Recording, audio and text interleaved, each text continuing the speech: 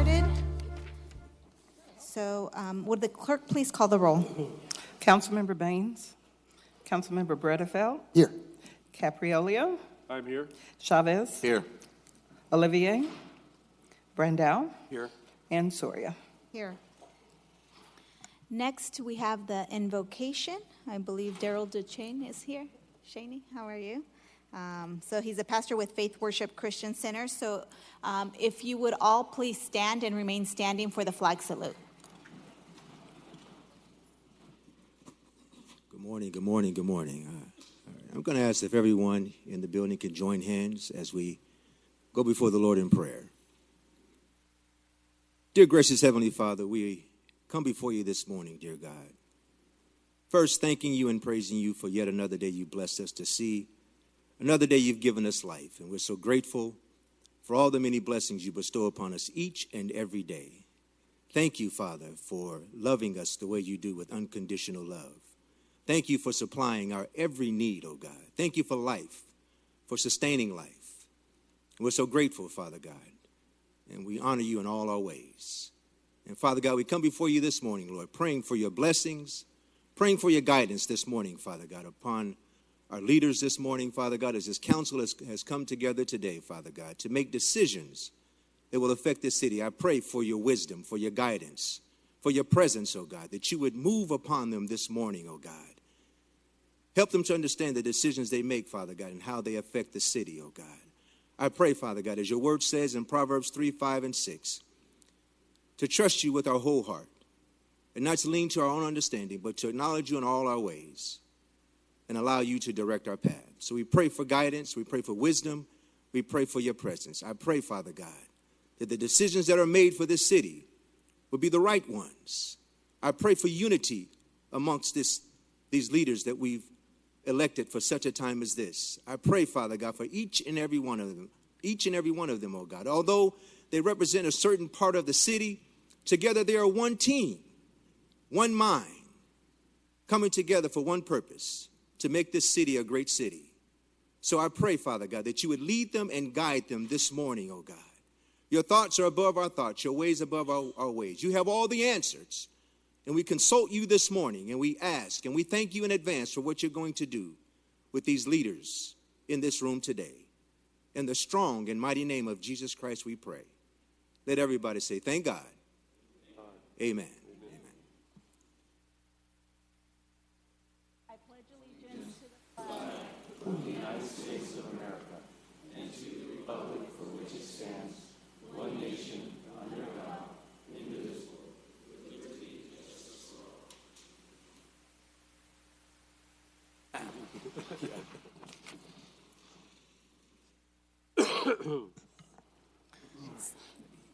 City Clerk, are there any changes to the agenda?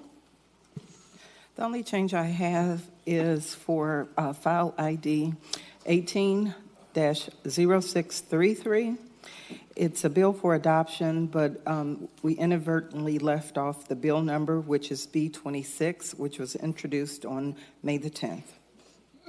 Great, thank you. Do any of the council members have any changes to the agenda? Seeing none, is there a motion to approve the agenda? Motion to approve. Motion by Councilmember Capriolio and second by Councilmember Brandau. Any opposition? Seeing none, motion passes 6-0 with Councilmember Olivier absent. Next, we have consent calendar. Would any council member like to pull any item for discussion? Councilmember Bredefeld. Yeah, I would request 1D. 1D. 1D? Yes. Okay, 1D will be heard after the special presentations of the proclamations. But in the meantime, we'll go out to the public. Is there anyone in the public who wishes to comment on the consent calendar? Seeing none, is there a motion? Motion by Councilmember Brandau, second by Councilmember Chavez. Any opposition? Motion carries 6-0 with Councilmember Olivier absent. We're going to go to our ceremonial presentations, and the first one up is sponsored by the Mayor's Office and my office, the proclamation of Ron Scott Day. So, Mayor, And then after that presentation, we'll have the special presentation by Vice President Brandow.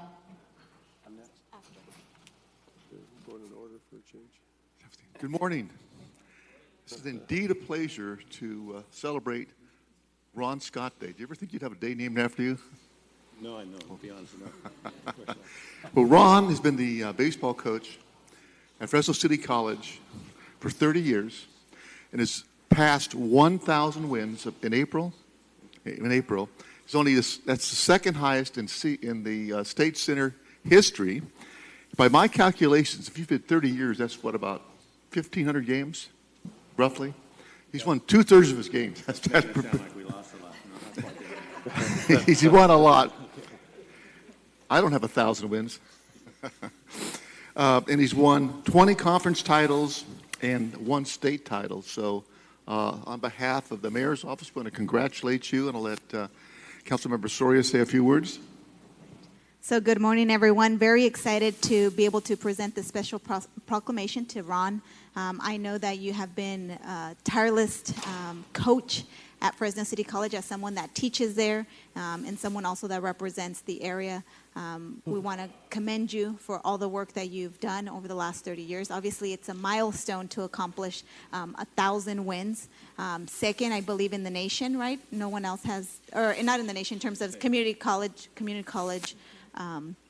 And so it is exciting to be able to recognize and continue to put Fresno on the map.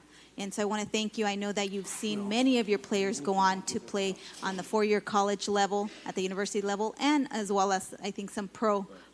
So that is very exciting, again, telling of his commitment to the students and to our student athletes at Fresno City College. So again, just congratulations on behalf of the city of Fresno. Thank you.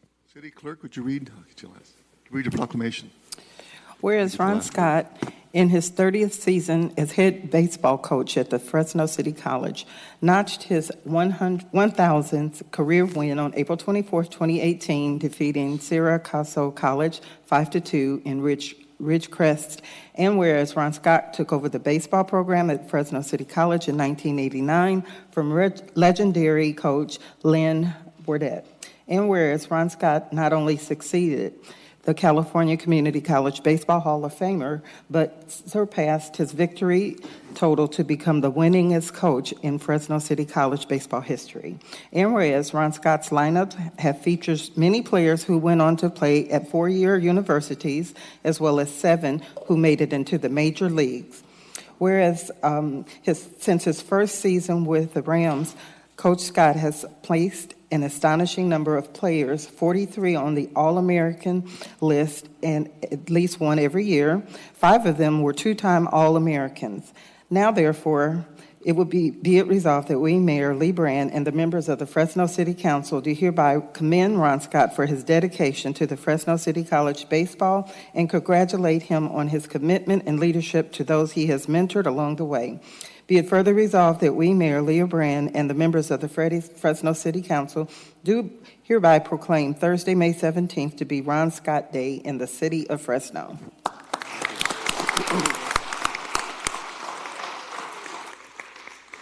Hold up there, big boy. So on behalf of the mayor's office and the Fresno City Council, we proudly present this proclamation in Ron Scott Day. And Ron, here's your chance. Thank you. I just want to thank the council for acknowledging this, especially Paul. Had the pleasure of coaching his son.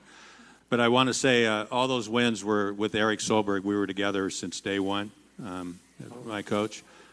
I just want to also say that not only does it seem like an individual milestone, it's really a team that over probably close to 1,000 players, coaches. It's also acknowledging Fresno City College, which I believe is really a special place for me, but a special place for the town. I'd like to introduce Cam Olson's our athletic director. My dean, Lorraine Smith, is here today.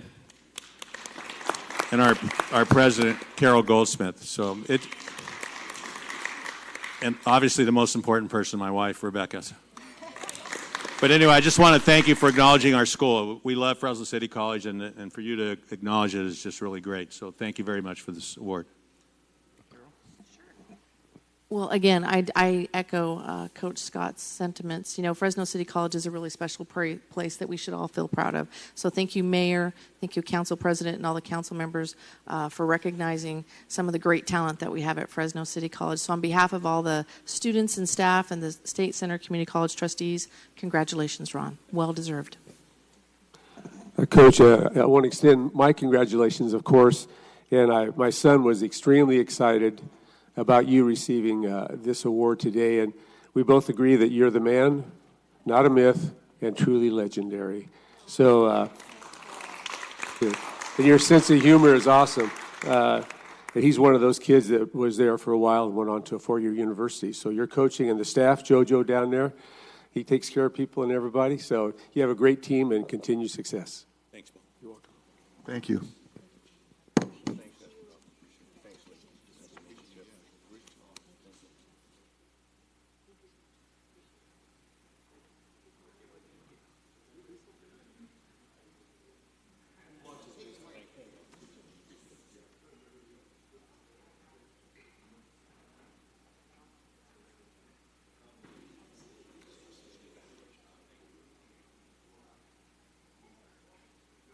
No, he just bells and whistles.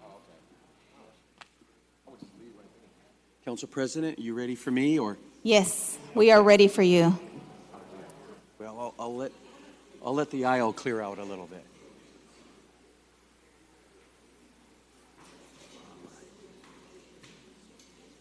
All right. Lee, why don't you join me? We're going to introduce our next special guest. We have another proclamation for a day, and it's Andrew Ramirez Day. And so I'm going to ask Andrew to join me up here. And in a minute, we're going to bring up his parents, Veronica and Renee. But first, Andrew did a very spectacular, life-saving event in our community at his school. And we're going to watch a real short clip from, I think it was Channel 30 News. Hey, Steve, Yeah. you have to hold that mic closer. We can't hear you. Mic closer. Much closer. Is it on? Shout out, brother. Testing one. There we go. Maybe that's better. All right. So let's watch this little news clip, and we'll be right back. An incredible story of an 8-year-old boy who came to his classmates' rescue when she started to choke during their Valentine's Day party. Action News anchor Dale Urong joins us with this kid's quick-thinking actions. Dale. Warren, first of all, Andrew Ramirez and Michaela Annis are two of the most mature second graders you'll ever meet. When Andrew saw Michaela was in trouble yesterday, he calmly came over to possibly save her life. Faith plays a big role in the lives of kids enrolled at St. Anthony's School. And what are you going to do during lunch? I'm going to give up technology. Oh, that's a big one. Yeah. A classroom party emergency strengthened Michaela Annis's faith in her friends. My desk partner made me laugh too hard when I ate a gummy bear, and then I kind of tried to swallow it, and then I started choking. 8-year-old Andrew Ramirez didn't hesitate when he saw his 7-year-old buddy turning pink. I saw Michaela choking, grabbing her neck, and I quickly gave her the Heimlich maneuver. And then I spit it out in the trash can. Wow, were you scared? A little bit, just a little. When Andrew's father picked him up from school, he wasn't sure what to think. My daughter, she's 5, she's like, Andrew's a hero, Andrew's a hero. And I was like, well, hold on, just like, little kids kind of exaggerating things or telling tall tales. I told my dad, and he didn't believe me, so he texted your mom. Yeah, and then... It was all true. Ramirez is an emergency room physician at CRMC. He was stunned to hear his son knew what to do. And I was like, Heimlich maneuver, that's a big word. Do you even know what the Heimlich maneuver is? And he's like, yeah, you taught me. Dr. Ramirez didn't realize Andrew has even practiced the technique. If they're choking, you get them right about right here, and you just push back like you were giving them a really hard hug. Well, when I was choking, I was holding my neck like this, and I saw him, and I was pointing at my neck, and so then he came over and he went like... Young Andrew responded like a modern-day Doogie Howser. If she turned blue, she would have to go to the hospital too, so I didn't want that to happen. I was very surprised. This young gentleman helped me. Very thankful? Yes. Andrew appears destined for the medical field. Yes. I would like to be a doctor very, very much. I did let him know if he was to be an emergency medicine doctor like me that he just had his first save. In the meantime, these two will always have a story to share about the importance of listening to your parents. Let's review. Andrew is 8, Michaela is 7. Andrew's a Cub Scout, so he asked his dad if he might be up for a Scout in Action award. Michaela's a Girl Scout, so Andrew's thank you gift may include some Girl Scout cookies. She also learned you should never laugh when you are chewing your food. You're wrong, ABC 30 Action News. Right on. Let's give Andrew a hand. Good job. That's fantastic. It's fantastic that you're paying attention to your dad. That's a good start right there. But so this happened on Valentine's Day of this year, right? No, it happened on Mardi Gras. Oh, Mardi Gras. You guys celebrate Mardi Gras at school? All right. So, Michaela was eating a gummy bear, is that right? Yes. And how close were you when you saw her eating that gummy bear? I think 3 feet away. So you were really close, and you saw that she was under distress, huh? And so, did you see her eat the gummy bear? Were you eating gummy bears too? No. Oh, okay. But you saw her eat the gummy bear, and she started turning color, right? No, she didn't turn in color yet. Oh, okay. But what made you think that she was having a problem? Right. She was grabbing her neck. Oh, she was grabbing her neck. Okay. And you jumped in and acted, right? Yes. The Heimlich maneuver. Yes. You want to practice on the mayor? No, I'm just kidding. Well, Andrew, that's fantastic that you had learned that. I don't think I've ever never had to do it, and so I would be kind of like nervous if I knew how to do it right. But how old are you? I am 8, turning 9 in July. You're 8, turning 9, and you already know how to take care of your family and friends. That is just fantastic. Let's give him another hand. We're gonna ask your mom and dad and your sister to come up and join us. We're gonna take a picture, and I'm gonna read a part of this proclamation. Okay? All right. Renee and Veronica, if you would come up. Is this Grandma? Yes, come on up, Grandma. All right. And what's your name again? Sammy. Sammy is the sister. All right. And are you a physician too? Are you working the medical field? I am. I'm a physician as well. Okay. So this is a family of physicians, and you want to be a doctor someday, right? Well, good. That's great, and we love that. So I'm going to read a little bit of this proclamation, but I found out that since this happened, you did get a Boy Scout award or a Cub Scout award, right? Yes. And that's it right there. What is this award? This is a Merit Action Award. A Merit Action Award. In my understanding, and I was a Cub Scout, and I never earned anything that nice. But I understand that these are very rare that the Cub Scouts give this award. Is that right? Yes. Well, fantastic. You're off to a good start. No doubt you'll be the troop leader and all kinds of good stuff. But we just appreciate Andrew and his quick action. Lee, could you hold that for a second? Sure. I'm not going to read the whole proclamation, Andrew, but I'm going to read a couple of the main factors, okay? Whereas Andrew Ramirez's quick thinking and knowledge of basic first aid saved his classmate's life, and upon realizing what happened, his classmates erupted into cheers for their two friends.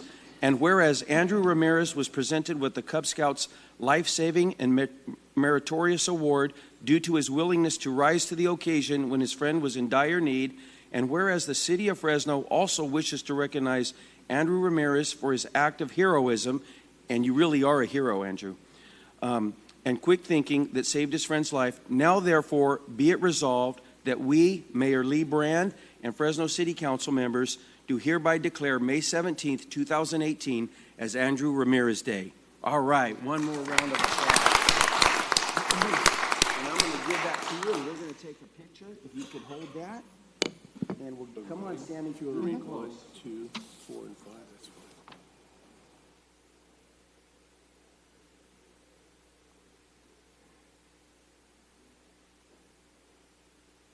All right. Well, thanks, Mom and Dad, for raising a good son and daughter. We appreciate that. And Andrew, fantastic job. You're my hero, buddy. All right. Thank you. Keep up the good work. And they kicked me out of the Cub Scouts. Kicked you out of the Cub Scouts.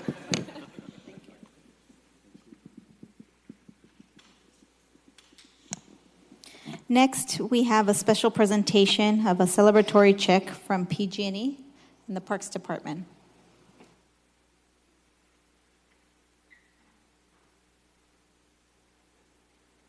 The mayor should join.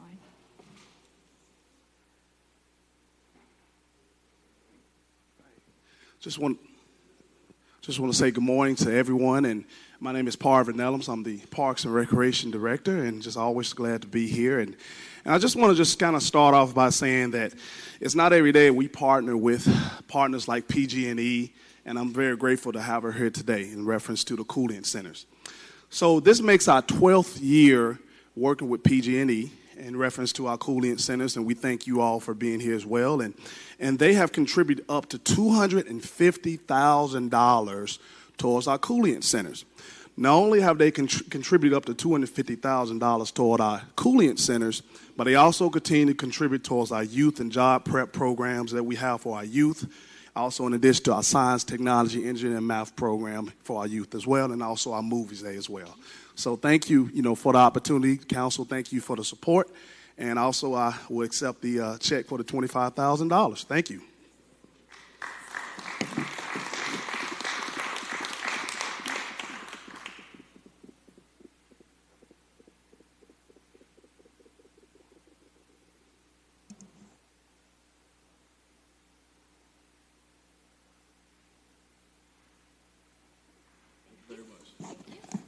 Ms. Cabrera, do you want to say any remarks? Absolutely. It's a pleasure to be here. PG&E enjoys partnering with the City of Fresno in a multitude of programming, and as was mentioned, we have contributed nearly $250,000 to the cooling center since 2007. Thank you. Add, Erica, that we had a power outage in Northwest Fresno last night, and I think it included District 1 and 2. And something like 70,000 customers lost power at 1 a.m., and like 90% of them are back online, and you've connected with me on that, and so I do appreciate everything that PG&E does for our community. So, thank you. Thank you. Next, Councilmember Capriolio. Special proclamation of Danny Kim Day.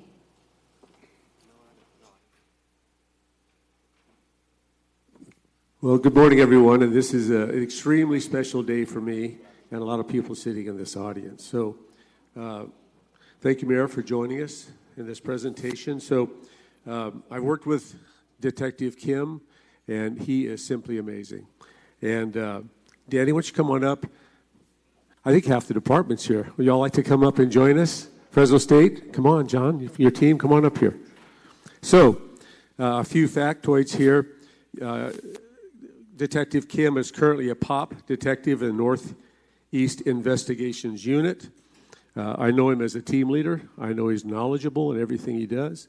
And most importantly, you are so highly respected by your colleagues and the community. It's amazing. You've done a fantastic job. So with that, it makes my job a lot easier with my constituents when you and John and your team, everybody here gets together in a great partnership and then go into the area where you were raised, if I'm not mistaken, El Dorado Park, and then it was Sin City. And you returned, and you and the team have made a huge difference there. So I want to acknowledge that for sure. And then I think I wanted to quote a couple of things from our staff and from our constituents. You are very proactive. You are a go-to person. And with that sort of response to the community, you make my job a lot easier, and it's a great service to our community. So I'll let the mayor say a few words now. You've said it all. No, I want to echo your sentiments, Detective Kim, and the entire police department for your tireless work protecting the citizens of Fresno. You certainly have our gratitude and our support. And I would like to have Lieutenant Brogdon, if you will, tell us a little bit why Mr. Kim, Detective Kim, is the recipient of the 2018 Top Cop Award. If you know Danny and you know his story, it's quite amazing, and it tells you a lot about this great country that we live in. And Danny has been a fantastic detective here in Northeast. When I came to Northeast, Danny was already there working as a detective, and then we moved him over to the POP and that is his wheelhouse. He is very, very good working with the community and working with the mayor's office, the council's office.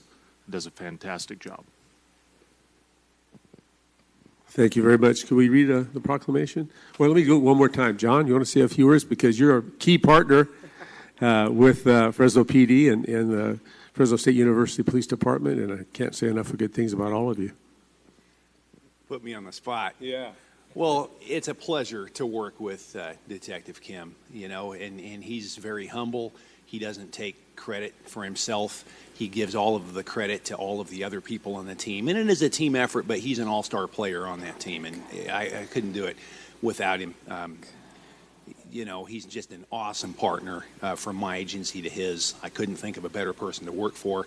There's no better liaison to the community than he. And I look up to him in that way, and it just inspires me to do my best too. And we have a member of the community. Would you like to say a couple of words? I'd like to thank Danny Kim as being the point person between the Fresno Police Department and the University Police Department, the community stakeholders, the owners, managers, and the residents. He has a unique way of bringing together the assets of a community to meet the challenges of the community. And I thank you, Danny. Cap.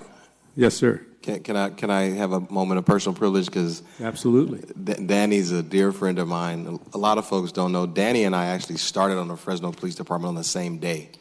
1800. Well, do you really want to go there, Cap? We actually started on the same day back in 1998 as cadets. And we used to have to make awful runs in the cold, the ESS storage, to do our evidence checks. But I just want to say, Lieutenant Brogdon mentioned a little bit about Danny's life story and his history, and it truly is a great American story. Danny, if any of you ever get the opportunity to just talk to him and listen to his, where he's come from and where he is now, you're a remarkable human being, Danny, and I'm honored to call you a friend. You are very deserving of this award. Cap, thank you for recognizing my friend on this day. And the Fresno Police Department is very, very lucky to have an officer of the caliber of Officer Kim. So, Danny, you gotta, one of these days we gotta hang out so we can relive some of those old stories. But good seeing you, my friend. I have a few words from Detective Kim. Thank you. Good morning, everybody. And first of all, I would like to thank the council and everyone for being here. And most importantly, I think I want to thank all the partners I work with within the El Dorado Park community. This is not a one-person effort. It's a community effort. I think without them, I wouldn't be standing here today. And I also want to thank Paul for taking a very tough task for District 4, the El Dorado Park. And I told people that I don't want this place to be called Sin City again. That is my goal. And also I took it as to the heart because I used to play volleyball right behind El Dorado Park, which is just north of the San Ramon Alley. And by going back there, and I told John, who worked with me on a daily basis, that we don't want these people to take our community, and we want to make it safer for everyone. And I think working with a passion will allow us to do a better job. And thank you, Mayor, for allowing this opportunity to recognize what all of us had done, and our police department, Lieutenant Brogdon, Sergeant Atkinson, and the department for allowing me to be in a position where I can make that changes. So I think overall, my wife and my family for supporting me for what I do. As a police officer, you have odd hours, and I think for her to bear with me all this time, it's very important. And Jackie, one of the tough leader in El Dorado Park, she's also the lead in getting owners together, Fresno State PD, and everyone here, detectives that work in the office, for contributing to this. Thank you very much. I'm glad you thanked the most important person, your wife. You almost forgot there, brother. And you guys can come down and join us, please, would you? And we'll read the proclamation. Whereas Detective Danny Kim began his journey with the Fresno Police Department when he was hired as a cadet in 1998. And whereas after graduating from the police academy and becoming a sworn officer in 1999, Danny Kim spent the first few years of his career as a Southeast Police, Fresno police officer. And whereas, aside from being a valuable asset to the Fresno Police Department, Detective Kim has also made a significant difference in his home country of Cambodia, where his philanthropic work has brought clean water to the impoverished rural villages. And whereas on Thursday, May 24th, 2018, Detective Kim will be honored as a recipient of the 2018 Fresno Exchange Club's Top Cop Award, and we thank him for his dedication and service to the residents of Fresno. Now, therefore, be it resolved that we, Mayor Lee Brand, and the Fresno City Council members do hereby proclaim Thursday, May 17th, 2018 to be Danny Kim Day in the city of Fresno. Round of yes. Thank you. Thank you all. And for our law enforcement officers that are up here, we want to acknowledge that this is National Peace Officers Week in the nation. So congratulations and thank you for your continued service. We appreciate it so much. Thank you all.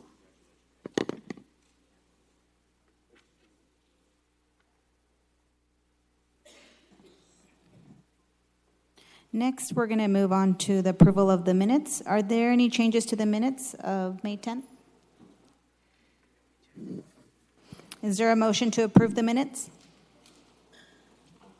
Motion by Councilmember Chavez. I'll second that. Any opposition? Seeing none, motion carries 6-0 with Councilmember Olivier absent. Now we're going to go on to council member reports and comments. Councilmember Capriolio.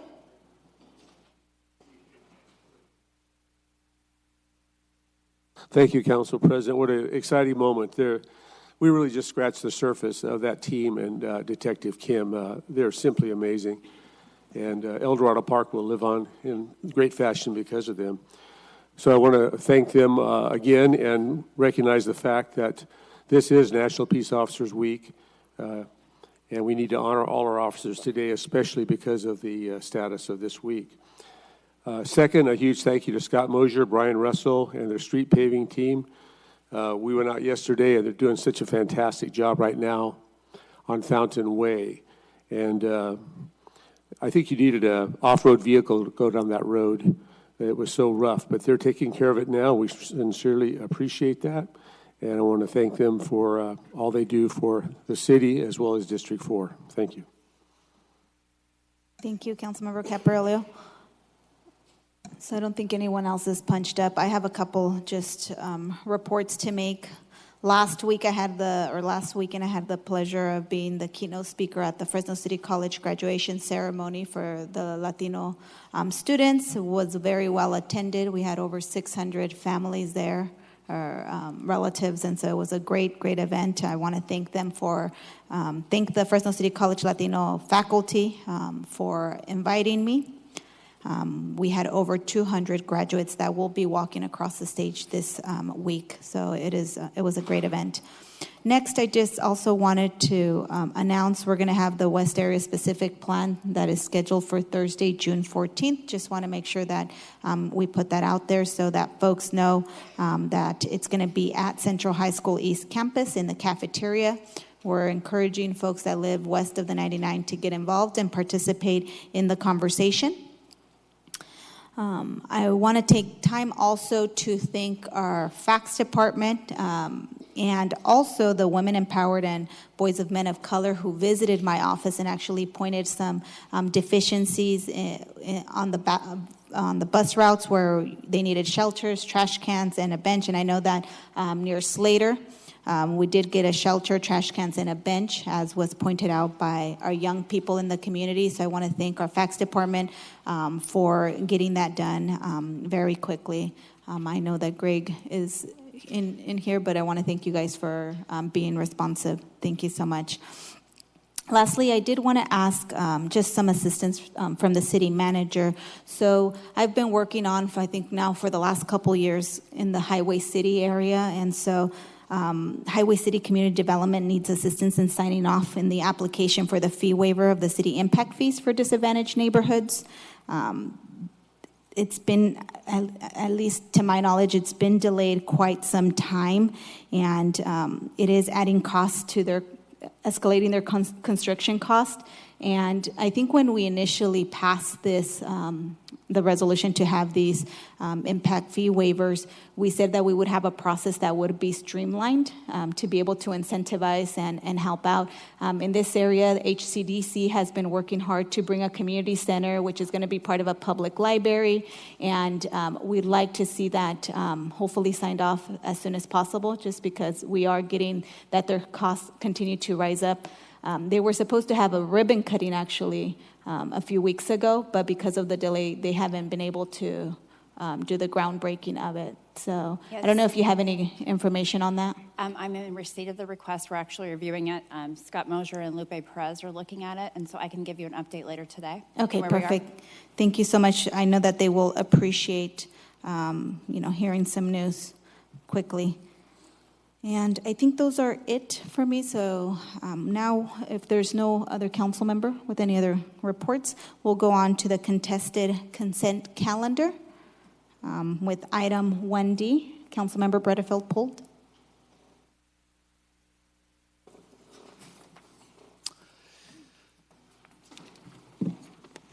Morning, Council. Mike Carbajal, Public Utilities.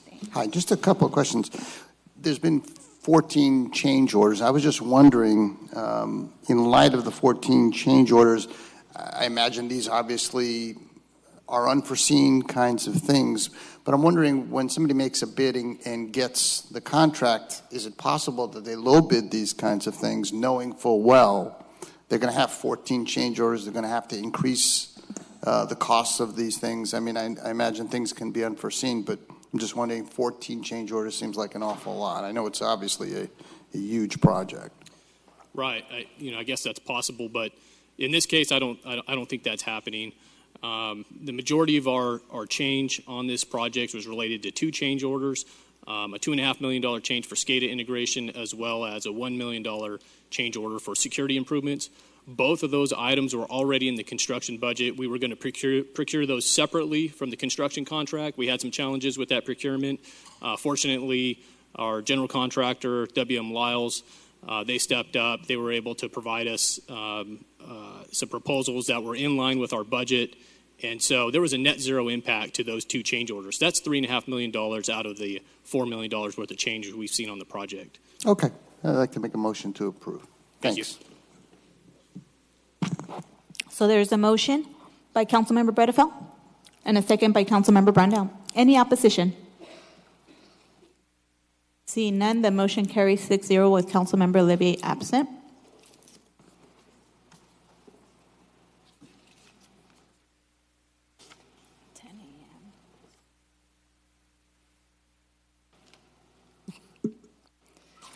Council President, on that last vote, Capriolio is absent as well. So it's a 5. Okay, so 5-0 with both Councilmember Capriolio and Councilmember Olivier absent. We have a couple 10 a.m. hearings, but we're not quite there. So we'll go to item 3A in general administration by Department of Public Utilities. So this is an action related to a pilot program for automated enforcement of outdoor watering restrictions with the University of Chicago.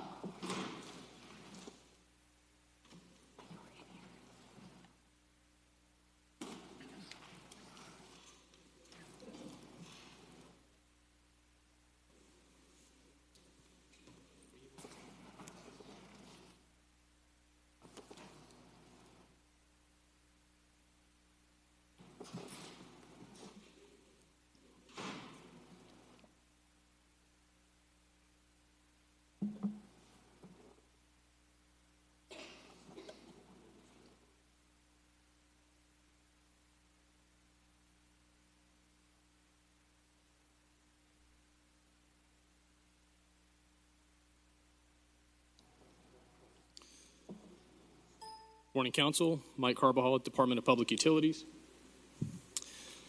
This item before you is a request to authorize a pilot program for automated enforcement of outdoor watering restrictions with the University of Chicago. utilizing a modified enforcement of the outdoor watering schedule from July 1st through September 30th of this year. We have prepared a presentation and an overview of the pilot program, and to assist with the presentation, we have Olga Rostepchova with the University of Chicago here today. So I'd like to start off with a quick reminder. Back in October of 2017, the council approved modifications to the Fresno Municipal Code to revise and define excessive water use as required by Senate Bill 814, as well as revisions to the outdoor watering fine schedule that would support automated enforcement of the watering schedule. This pilot program will have no impact to customers who are currently following the watering schedule. There are also opt-out provisions for customers that don't want to participate. The pilot program could actually lead to a reduced fine schedule after the results are analyzed. So prior to 2017, the Water Division utilized water conservation reps to patrol neighborhoods, conduct visual inspections, and identify outdoor watering in violation of the watering schedule. This process has proven to be labor intensive and doesn't allow for consistent enforcement of the regulations. In 2017, the council authorized the use of automated meter reads for water conservation enforcement by establishing an excessive water use threshold of 300 gallons per hour on non-watering days or hours. An update to the fine schedule was also approved with a notice issued for the first violation. This gives us an opportunity to fix the issue, not fine. So the idea is the customer reaches out to us and we could provide services to them. If the issue is not resolved, a $50 fine for the second violation, $100 for the third violation, and up to $200 for each subsequent violation thereafter within a 1-year period. Before fully implementing the new regulations and automated enforcement technology, the Water Division found it critical to provide customers with access to the same water data utilized by the city. This information will become available to customers beginning next week through the Ion Water application. This is important because without behavioral change, automated enforcement could potentially lead to a result in high cost to customers, with as many as 80% of customers receiving the minimum violation notice based upon 2016 data. Sorry, we got the wrong slide up there.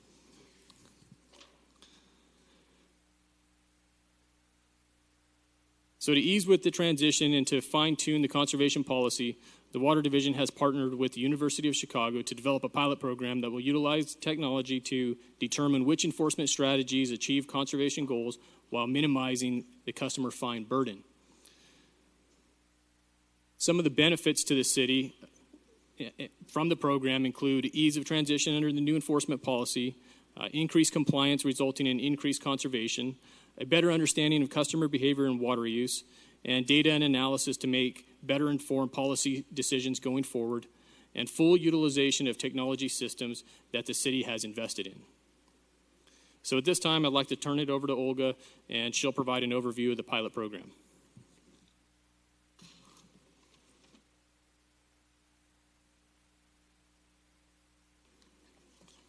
Thank you, Mike. Hello, my name is Olga Rostepchova, and I'm the Executive Director of the Energy and Environment Lab. Is this better? At UChicago. So we are hoping to partner with the City of Fresno to help implement this pilot. And the goal of the pilot is to examine the effectiveness of various strategies to conserve water while minimizing the impact to customers, specifically financial impact. So we are interested in 2 questions. First, we're interested in, does automated enforcement increase conservation compared to the current method of enforcement? And we're interested in 2 things. One is we would like to slowly implement the new and automated enforcement, which will allow us to use the data that is currently being produced by the meters to detect enforcement infringements. And then the second method is status quo, which is the visual inspection. So some of the customers will get the visual enforcement method during the pilot, and then the second half will get the automated enforcement. The second question we're interested in examining is whether lower fines will allow us to accomplish conservation as effectively as the higher fines that are currently in place. So we would like to vary fines. The first group will receive the status quo, which is the fine schedule as it's currently in the law. And then the second group will receive discounts to the fines. Some of the customers will have a discount fine schedule of 50% lower fines, and some of the customers will have 75% lower fines. So why would we want to vary the enforcement thresholds? The current level of enforcement, the excessive use is currently defined as 300 gallons per hour being utilized by a particular home. Now, for reference, one bathtub holds about 100 gallons of water. So this is a rate of filling up 3 large bathtubs in 1 hour. Now, it's unclear that this excessive use threshold is the right level. It is possible that a higher threshold that's less stringent will help us accomplish the same level of water conservation as the 300 gallon per hour threshold, which is currently in place. So we would like to look at alternative thresholds, specifically 500 gallons per hour and 700 gallons an hour. Now, this will allow us to have fewer violations because in order for a household to be in violation of the excessive use threshold, we will now be applying a much higher enforcement threshold. So somebody who's using maybe 400 gallons an hour will not be in violation if the threshold is 500 gallons an hour. And somebody who's using 600 gallons an hour will not be in violation if the threshold is raised to 700 gallons an hour. The way that we will assign each customer to one of the groups that will be receiving these slightly different fine structures and enforcement mechanisms is going to be as follows. 45% of the customers will have absolutely no change in the current enforcement. So they will be, we will be just enforcing exactly the law as it is on the books. 55% of the customers will be eligible for some of these lower schedules or lower use excessive use thresholds. Now, it's important to note that, as Mike was mentioning, the customers that are currently in compliance with the water conservation laws will have absolutely no, there will be no impact of this program on them. And the selection of the customers for the benefits will be done by lottery, and it will be equitable. So this means that each customer that opts, that does not opt out of participation will have the same chances of getting one of these discounts. And each council district will have the equal share of households and homes in each group. The pilot will cover all the single-family households, all the residential customers that live in single-family homes. Now, this is the distribution of how the customers will be lotteried into groups. Again, 45% will have absolutely no change in the current enforcement. The fine levels will be the same as they currently are, and the excessive use threshold will remain at 300 gallons an hour. Now, the other 55% of the customers will receive one of the, will be assigned to one of these other groups. Either they will receive lower fines, or they will receive a higher excessive use threshold. And you can see that some of them will actually receive both of those benefits. So we will have approximately 5,000 homes in each one of these groups. Again, it's important to note that absolutely no customers will receive a higher fine structure or more stringent application of the excessive use thresholds. Some of the customers will actually receive benefits from this program by having to pay lower fines if they are in violation and having fewer violations because now we're applying a higher excessive use threshold. The way that this is going to be implemented is in June, customers will be notified of the upcoming pilot and will be informed of the fine structure and excessive use thresholds that their home has been selected to receive. In June 29th, right in advance of the July 1st start date, the reminder mailers will be sent announcing the pilot start. DPU will integrate messaging about the pilot program into the communication strategy throughout summer 2018. The city website will also have information for customers where they can enter their address and look up their fine discounts if they received any and other pilot details. In addition, there will be frequently asked questions and contact information should they be interested in talking to somebody about this pilot. Customer feedback will be very important. We will encourage people to ask questions and to really understand what is going on and to make sure they feel comfortable with the pilot. So both DPU and UChicago will continually monitor the pilot and regularly update their systems to ensure smooth pilot implementation. There will be increased staffing support to handle customer service calls. And customers will have an option to opt out, and they can do so via multiple channels, via email, website, phone. City will also have the option to pause the pilot in case there are any unexpected events. I'll hand it over to Mike to sum up. Okay, just to wrap things up, the pilot program will be low cost. The University of Chicago's participation is they're self-funded through grants. Minimal city resources are needed, which consist of staff time, outreach, printing, and mailing. The benefits include gathering valuable data and analysis, and ease of transition into the new automated enforcement policy, improved water conservation, full utilization of the technology that we have already invested in, compliance with state regulations. And so we look forward to coming back, presenting the findings, the results in a future council workshop. So at this time, I'll turn it back over to the council, and we'll be available to answer any questions. Thank you.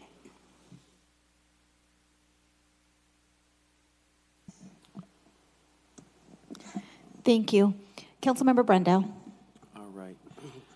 Mike, I have a couple quick questions, and I met with you guys. Thanks, and Cheryl and George. Thanks for meeting in my office on this issue.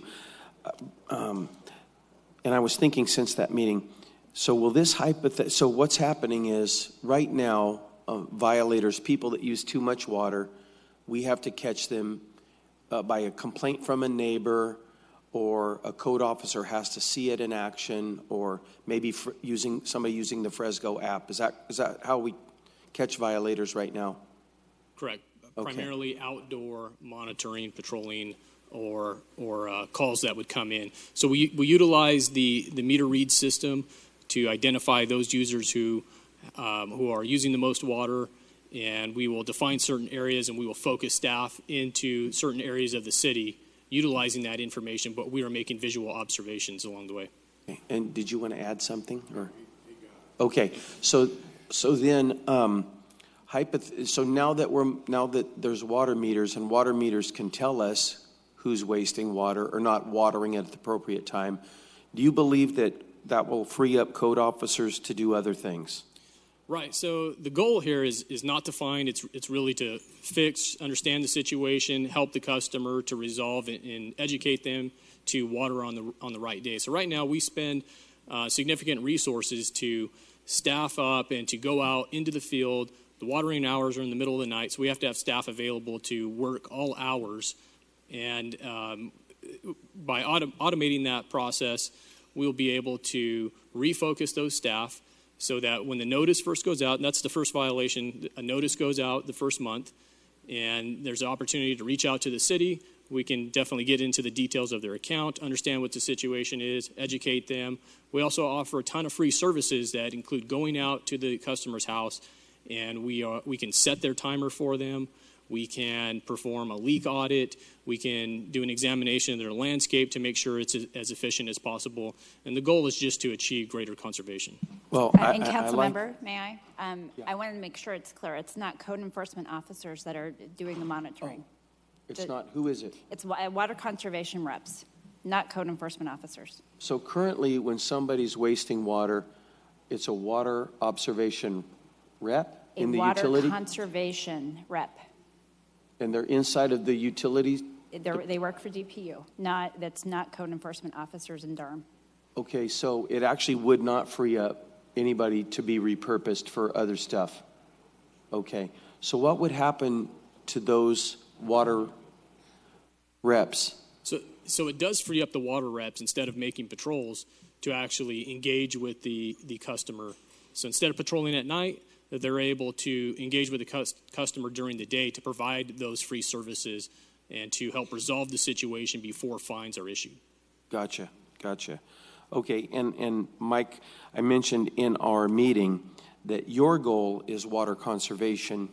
The public's going to see this when they hear about it, it's going to be all about fines in their mind. So I get that the two things are joined.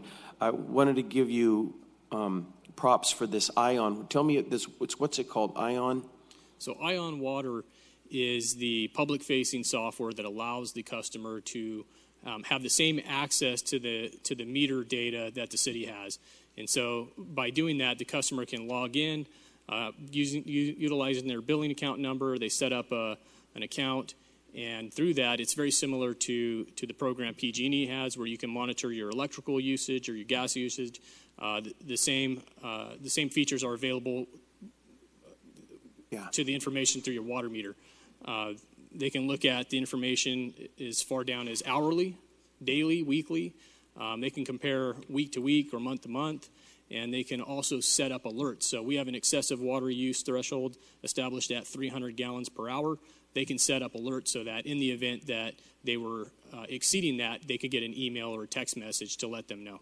Okay, right, and that's fantastic, and I know we're rolling that out, and Cheryl walked me through how that works, and that looks like a really great idea. You can get alerts, and the system will tell you if you've got a leak. So there's a lot of great things there. The 45% of customers who will have no change for the sake of the study, so 45% of the current users will have no change. So for those users, do we still have to physically see them violating water usage? That's correct. This is a comparison of the old, more manual process versus the new automated process. So we will continue to, during the 3-month study, go out and run a comparison. That's one component of the pilot study. And any customer can opt out of this study, is that correct? That's correct. That would essentially keep them in the no change category. That's correct. Okay. So in this study, there's different groups of people that are going to be fined at different rates. That does give me a little consternation. So that's going to be completely random across the city? Right. It's a lottery system. So House A can have a certain fine, their very immediate neighbor could have a different fine, and the neighbor next to them can have even a different fine. Is that right? Right, and the goal would be to try to set up an equal number across the 7 council districts. Okay. And then in 1 year, the goal is to tell us which one of those programs most effectively helps us hit water conservation targets. Right. I think the goal is to gather the information, analyze it.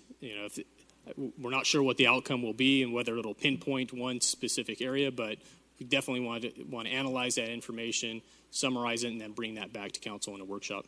All right. Thank you. I'm good for now.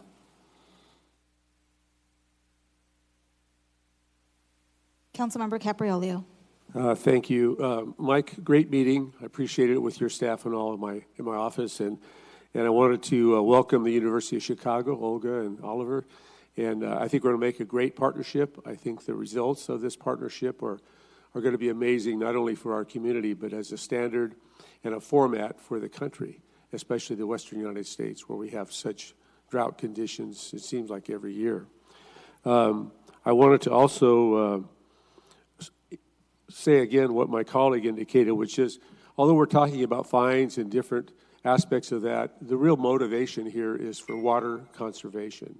And we want people to be aware of that. And it seems like the way to get people's attention is to give them a warning or even a citation. And then all of a sudden, they're more aware of it and more conscious of it. And that's our ultimate goal. We're not going to make money on this deal. We're just trying to get people's attention, is my understanding. Is that right, Mike? Yeah, that's correct. I mean, our customers have done a great job over the prior 5 to 10 years of conserving. They did a great job during 2015 during the drought, but as our governor has required, conservation is a way of life. It's not something that's going to go away here in California, and so we want to continue to focus on conservation, but we also want to do so in such a way that has the least impact to the customer, and this pilot study will enable us to analyze that.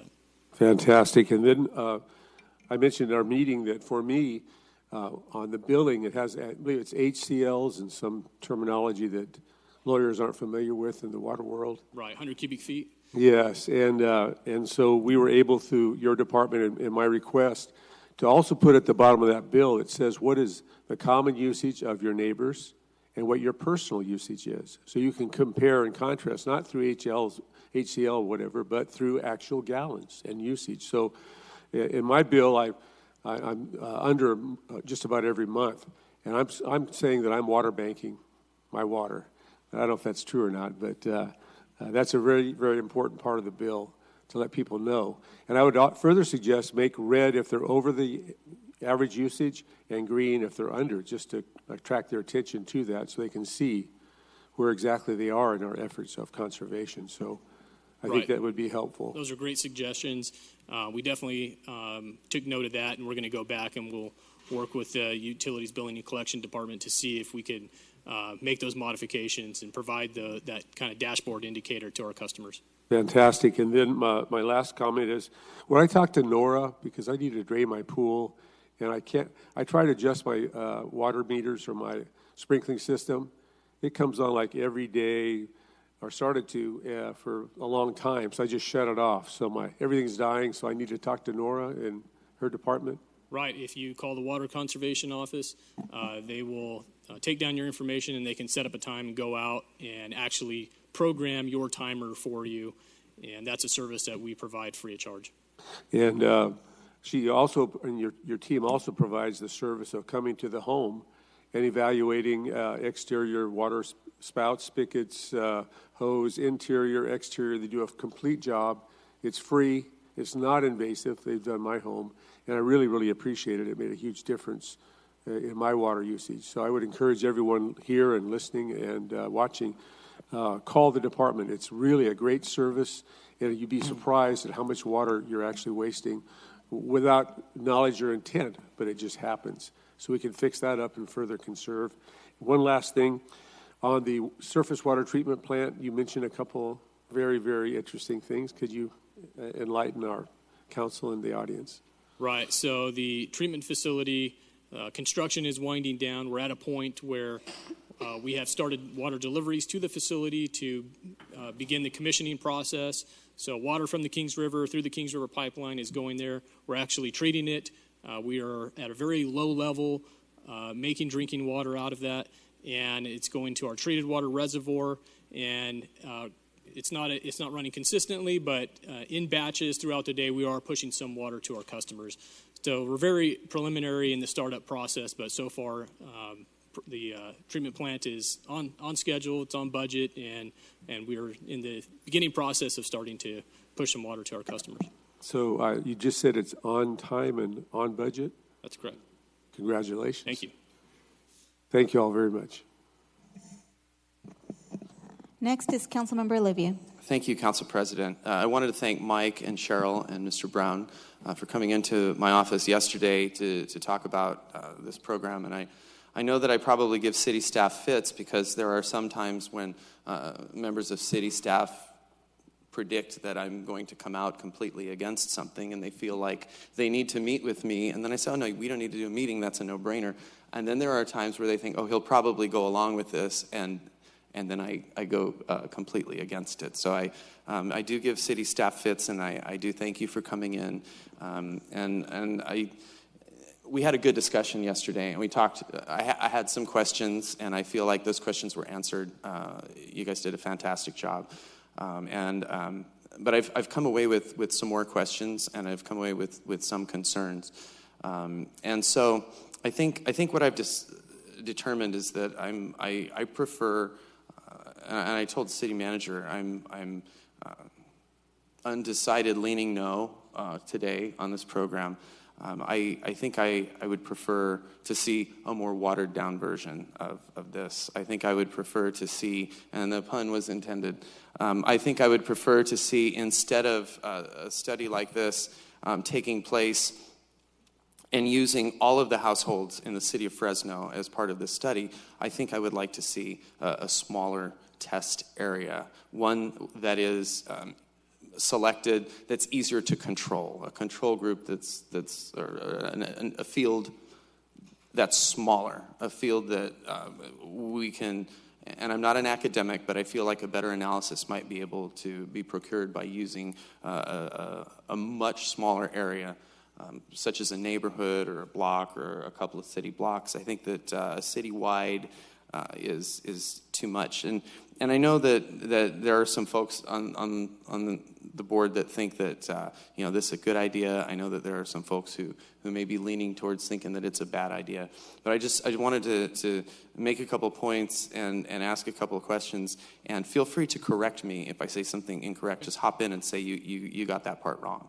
I think that the general feeling out in the community, and this is something that I heard, and I can't remember when we did the water meters. We do a lot of talk about water in the city of Fresno, and rightly so, right, colleagues? I remember that we were here, Oliver, when we did the original water meters. And I think the feeling from the rank and file, the ordinary people who live in the city, of which I am one, and I heard the comment, well, now they're putting in water meters, they're coming to get us. And I realized when I say that, and I realize when I interact with people in the neighborhoods, that conservation is important. It's not just an important thing to do, but it's also now becoming mandated. And the more sigmas and the more times that they find that, well, we need to declare more of these wells to be poisonous, and then we lose more wells and they come offline. And so I realize the state of California isn't making things easy for us at the municipal level, and I also see that conservation is an important thing to do anyway because it's the right thing to do. However, I think that underlying the entire water situation in the city of Fresno is a feeling that years and years ago was, okay, now they're starting with meters, they're coming after us. Well, then we did Recharge Fresno. Recharge Fresno was sold to folks as, well, we're ensuring water stability and we're ensuring a water supply for generations in the future. Your rates are going to go up, folks. But you know what? Your kids and your grandkids and people who move to Fresno and people who choose our community to live in, their water supply will be guaranteed because we're doing the right thing. We're building a surface water treatment plant. We're harnessing surface water. We're cleaning up our wells. We're putting in new infrastructure, all these things. You guys, it's going to be expensive, but we need you to be a part of this with us. Recharge Fresno. That was a tough vote for me. I think I voted for that. I think I did. And yeah, I did. No, I didn't. But you know what? I finally was able to buy into the idea that, we can kick the can down the road or we can address our water supply. But look at how we've got our citizens of the city of Fresno as frogs in a pot. And look at how we're turning up the heat on the people. They knew this was going to happen. The people in the neighborhoods called this, and we put the meters in. And yes, it's state requirement, right, that we do meters. And we had to do meters. But we turned the heat up on people, and the heat up on people. And now, look, I realize that we have to do a study. I realize we have to learn more before we roll out a new system of fining and penalizing folks for wasting water. I get that. I know that we want to make sure all of our I's are dotted and our T's are crossed. But I have... I think it was Member Capriolio who said, we need to do something to get people's attention. And I shared this with the group in my office yesterday. There are folks in our city where a felony warrant doesn't get their attention. Like, there are people who, And to me, I think I like the old way. I think I like the human element. If we have to have Water Stasi out there monitoring people's lawns, I prefer to see the human element in the streets. It may be a little bit more inefficient. It may be a little bit more costly. But imagine a computer program that's constantly monitoring people's water usage. I mean, I get it. I know what you're trying to accomplish, and I think that the end result will be good. I just think, my gosh, the means of getting there, it just seems like a little too much. And like I said, the people in the neighborhoods called it. They're like, they're going to come and get us, and they're coming for us, and they will. Now, here's the problem that I have with this, and maybe this can change, but maybe it's going to mess up your methodology, and we can't do it. So some people can opt out. Correct. I will opt out. If this passes today, there's no way I want to participate. And anyone that asks me, I'm going to urge them to opt out as well, unless they want to be in the control group that, oh, you're in the fine control group. What? Am I correct? So House A is me, and I opt out on Terrace Avenue. And House B is my neighbor. He doesn't opt out, and he gets put in the easy, no fine test group. And then the guy next door to him doesn't opt out, and he gets put in the heavy fine control group. So we could actually have 3 homes next to each other where one guy likes to water his lawn, and he's getting letters and fines in the mail, and then this guy likes to water his lawn as much as this guy, but this guy's not getting anything, not even a slap on the wrist. He gets a visit from a guy with a free nozzle for his hose, and then this guy opts out of the thing and doesn't participate in it. I get it. It's only for 90 days, and I get it. We're trying to learn more so that we can be a more efficient city government and a more efficient utility provider. But to me, you know where this is going to end up. We're going to end up fining the heck out of people. And it's not, my remarks aren't to diminish the good work that professional city staff and our academic friends from University of Chicago have put into this, and the thought and the work that has gone into this. But it just seems to me that with how many times, I mean, maybe it's just because I've been here so long, how many times do I sit here and this city, well, we got to send a message. This time we're sending a message to Uber users, and we're sending a message to people who are fare evaders, and we're sending a message to people watering their lawns. So would you prefer status quo? I'm trying to get to the bottom line of your Well, this is my time, and I'm going to... Did you want status quo, though, rather than this program? And so what I think I'm saying is, if this can be changed, I know it probably messes up the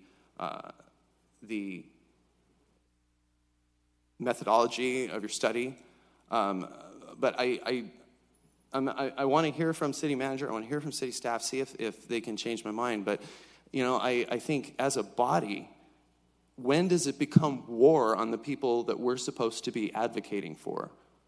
When we're levying fines and penalties and charging for this and charging for that, and now we have people out there who want to do a parks tax that's going to take tens of millions of dollars out of our local economy. When does what we're doing here become a war on the people we're supposed to be advocating for? Thank you. Councilmember Chavez. I'm not going to throw a fit. Don't worry, Mike. I just have some questions for you. First of all, thank you. It was a mini fit, mini fit. I have a couple questions. So we currently have a lot of this data right now, right? And so first question I had is, how many homes were actually fined last year for wasting water? Who has that data? Yeah, we have that data.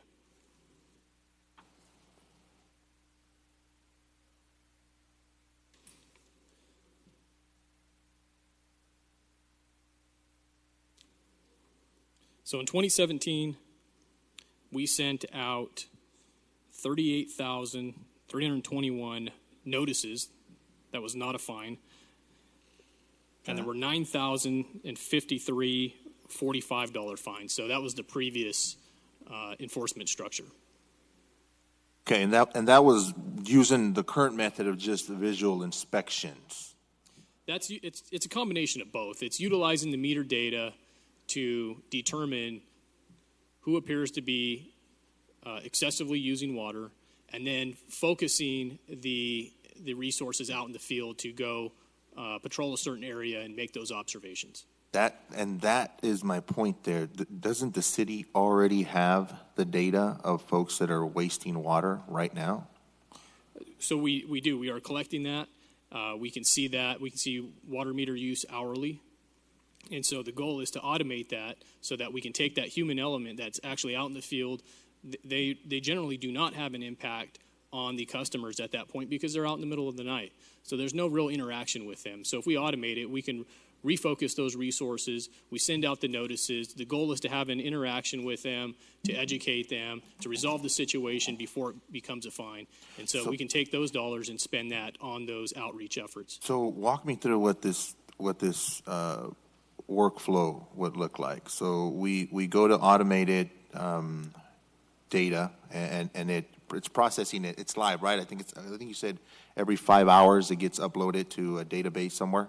Right, the meters collect data on an hourly basis, and to conserve battery life, they only transmit that information every 6 hours. So we collect that, it comes in a packet, and then it gets collected into the new meter read system, which we call Beacon. Beacon, okay. So if we have that approach, we already know per that data where the folks that are quote unquote wasting water are located. So I'm trying to figure out what this study is going to actually quantify. And I know we're trying to get to somehow quantifying human behavior, which is very difficult to do. And I'll bottom line it for you. So how does this help the ratepayers? I mean, it's great, and I appreciate Chicago's interest in doing this, but how will this information and data be used to benefit our ratepayers? So the goal is just to achieve greater conservation goals. We want to do so in a way that has the least impact on the customers. And so our watering schedule changes 4 times throughout the year. We want to make sure our customers are aware of that. It's a flexible schedule. And so if they can follow that schedule and water on the right day, I think that's the goal. And that will achieve greater conservation. It allows us to maximize the use of our water supply. We can stretch that water supply out into the future. Because that's the theory, right? That's the nexus. We're going to compel a ratepayer to use less water by way of imposing fines. Right. And we've been doing that for the last 20 years. We've done it through a very manual process, and as we've added technology, we've started to change and refine the process based upon the investment in the technology that we have made. And I appreciate the conversation. One point that my colleague brought up with regards to the technology, but here's the reality that a lot of those folks are not up to date on a lot of the technology. I can tell you that in my district, I have a lot of seniors that water their lawns, and they've had a lot of issues with, that we have the homeless population. I think this assumes that it is 100% on the end of the ratepayer that they're controlling their water, but oftentimes we have folks that have homes that don't have a fence, and then you have transients that come and open the water. So in a situation like that, the first warning would be a letter that our water conservation, I think, what do we call them? Water conservation representatives? Reps. Yeah, Clint. And so they come out, they do an assessment, they tell them, okay, this is where your problem is. What would our water department do for those folks that can't afford to make some of those fixes or some of those remedying some of those situations? Yeah, I mean, if it's an issue where, first of all, there's discretion applied. So if it's a situation where somebody were to come through and turn on somebody's water and leave it on, we can see that sort of thing. There's an appeal process, and there's discretion applied to it to help resolve those situations. So that's what I'm trying to hone in, because I appreciated Councilmember Olivier's comparison. So that seems really subjective. And it kind of has to be, but who would make that decision to say, okay, we're not going to impose this fine if you remedy the situation? So these water reps would do that? No, the process would go back to the water conservation supervisor, and then it follows a process from there to the water systems manager. The director ultimately could come to the city council. Is there a written criteria for making that determination? Well, there's criteria in terms of looking at that and understanding whether this is an ongoing issue or whether it's an isolated incident. So that information is very clear through the meter read data. And so that's some of the discretion that gets applied there. And that's why we have the notice. The first violation is a notice. So that's the opportunity to identify those, understand what the issue is, educate the customer, provide those free services. And if we can pull those customers back, pull the staff back who are out patrolling at night, they can have a much greater impact by being able to provide those services to the customers during the day. Okay, I want to ask the representative from the University of Chicago. So I'm really curious as to your methodology and what you're trying to approve. So this is a study. You kind of went quick overview on it. What is the end goal that you hope to secure? And have you done this elsewhere, first of all? Yeah, so this methodology is widely applied. It's been applied a lot in the electricity sector. So I think some of the suggestions also of comparing the use of a particular, in this case, electricity, of a household to other households and kind of trying to gauge how much a particular home is using. That has been applied in other utilities. But the goal is to try to inform our colleagues on how to potentially adjust the law so it's less stringent. So I think a lot of the council members have made really excellent points that, well, water conservation is important, and Fresno is doing well in this area. So the question is, can we be doing just as well, but with lower fines? So all of the suggestions that we are testing are lowering the fines. So the current law says that your first violation, or the second violation, is a $50 fine. So our question is, well, $50 seems like a lot of money. Can we lower that to $25 or even $12.50 and still provide the same incentives to encourage people to water on the correct days? But if for some reason, somebody makes a mistake or they really want to water on a day that is forbidden, they're not charged an arm and a leg. So our interest is to try to provide the data to inform a potential change in policy that will decrease the fines being paid and potentially adjust the fine structure downward. Similarly, with the excessive use thresholds, the current threshold is 300 gallons an hour. Can we increase that? Can we decrease the number of violations? Can we say like, okay, well, actually, you can use more water before you're even found to be in violation? And this is why we're interested in exploring a threshold of 500 gallons an hour and 700 gallons an hour.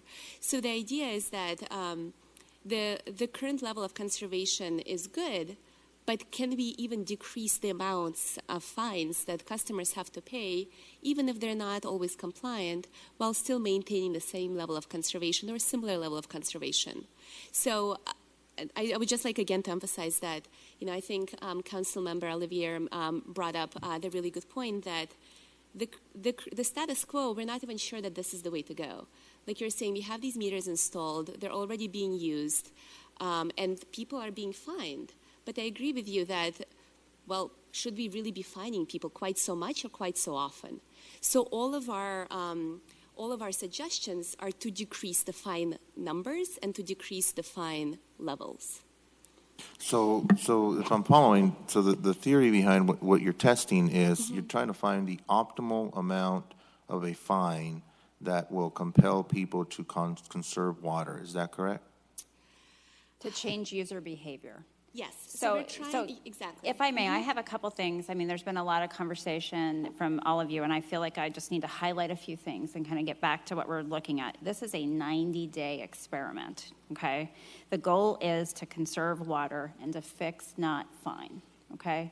We're going to learn a lot during this 90 days. We're going to allow University of Chicago to gather the data. We will come back to you as soon as possible, probably early fall, later this calendar year with a report. Are we able to reduce the fines? Again, it's all about changing user behavior. And if we can do that with a less than fine that you've already approved in October of last year, keep in mind, fines are already, this is not a fine. We're not asking you right now to establish fines. That was already approved. So we will come back with recommendations and a discussion with you all about what we were able to learn in this 90-day period. I'm just looking over my notes because Clint had a lot of things out there I just wanted to make sure I'm addressing. So again, I also think it's important to note that with the meters, we can already automatically identify those folks that are not in compliance right now. Okay, but we may be able to change user behavior by lowering the fines that are already on the books. And again, everybody's going to get a written notice first before any fine gets implemented. So I hope that helps kind of highlight really what we're looking at today and what we're asking your approval for. It's just this 90-day experiment, if you will. Last question, because I know my colleagues want to ask some questions too. I know we talked about reducing the fines. is an option on the table to increase the fines out of the result of this study? This experiment will not increase any fines, nor will it provide any data on which any fine increases could possibly be based. I think the concern, and I think maybe we can go back to one of the previous slides, the current law appears to be quite stringent in that 80% of customers are not compliant with the current law. So it seems like either we need to kind of help customers learn how to comply with the law, or maybe the law needs to be changed. But in order to change the law, we would like to help have the right data to set a potentially different law, or again, to think about, well, how can customers better understand the watering schedules? Maybe people just don't know what the watering schedules are. Maybe there's other ways in which compliance can be encouraged by the fact that now the utility staff are going to have more time to actually do outreach, to do home visits, and to help people move forward towards compliance because there's going to be more bandwidth. Will the city own the data, or will this be proprietary of Chicago? This is the city's data. City will own the data? Okay. All right, I'm curious to see what my colleagues have to say. Thank you. Councilmember Olivia, you have 60 seconds. You're okay? Councilmember Bredefeld. Yes, you said 80% are not complying with the laws that exist now. Okay, and we change the watering schedule 4 times a year, correct? Yeah, and I suspect that may be part of the problem. I think people are often confused by what the watering schedule is. Do you think that any of that plays a role in this? Well, it's a trade-off. We offer a very flexible schedule because we want to conserve, especially during the winter when there is very little need for outdoor irrigation. But during the summer, we have, during June, July, August, we have a much hotter climate during that time. So we offer that flexibility to water up to 3 days a week. And so that means the schedule has to change. And so some of the things we do to deal with that are some of the outreach efforts. We work very closely with some of the local media outlets. I know some of our TV news stations are very good about pushing that information out, even on a daily basis. We run ads on the radio. We have the inserts in the utility bill. We make that information available on the website all the time. So it's 100% available, and it's pushed out on a very consistent basis. Do you find that there's more noncompliance when the schedule changes? And right, it takes as the a while? schedule changes, right, there's generally a lag there, and that's one of the reasons why we have a notice that goes out. And that notice is the opportunity to give them a chance to make those corrections. So not only does it give them some time, there's also a notice to remind them that, hey, they might have missed the change and they need to reset the clock. Then we offer the service to go out and reset the timer for them. Mm-hmm. What do other communities like Clovis do in terms of their watering schedule? Are they doing 4 times a year? I don't think so. Are they changing it that many times a year? I don't know. I mean, we can definitely look that up and tell you what their watering schedule is. Know it also? Yeah, I'd like to know because I hear a lot of complaints about the watering schedule changing all the time and that it's confusing. I mean, you would probably have that data, again, where you see people are struggling and then maybe it takes a while for compliance. I wonder if there's not another way we can do this that's a little more creative in terms of not having a 4-time-a-year change. So I'm hearing that the 80% that were not in compliance was back in 2016, not under our current watering schedule. So I'm not sure if there's a correlation between our watering schedule now and the 80% that's not in compliance. But we can look into that. Okay. We can look into that. Yeah, I think that would be important to do. So it looks like City of Clovis has two watering schedules, so they change it. That's what I thought. So I guess the thing I'm wondering, is there some way we can do this where we're not having to change 4 times a year as opposed to 2 times a year? It's really 3 schedules. It's 1 day a week during the winter. During the fall and spring, we go to 2 days a week, and then we step up to 3 days a week during the hottest part of the summer. So that's the current schedule. It provides the most flexibility, and generally the feedback we got was, it's very difficult on the landscape, and during those 3 months. So we wanted to offer that flexibility at that point. Okay. I would like you to look at this as a possibility. I just think, obviously 4 times is different than 2 times, and anything we can do, which I know you want to do, to make it easier for ratepayers to comply, that's what we ought to be doing. And I do appreciate, I don't think the city of Fresno goes after people, trying to find people. I know you send out notices, let people know. And I appreciate that. That's exactly the way we want to be. These folks are paying all our bills and all the bills. But I really would like you to take a look at this scheduling. If other communities can come up with 2 times a year and it works, it seemed like we ought to be able to try to do the same thing. Okay, thanks. Councilmember Olivier, 60 seconds. Thank you, Council President. I just have one question. Okay, so, and I think I knew this, but I think somebody jogged my memory while I was sitting here, maybe City Manager, it was you. So, I mean, it's very safe to say that there exists right now in the city of Fresno a full court press on people to conserve and to comply. Full court press meaning media. I've seen it on television. I've heard the ads. I get the notices in the mail. The fine structure that will be a part of the study is already in place. Okay? So if there's a full court press on Fresno residents in the media, in the mailbox, in their bills, the fine structure is already going out.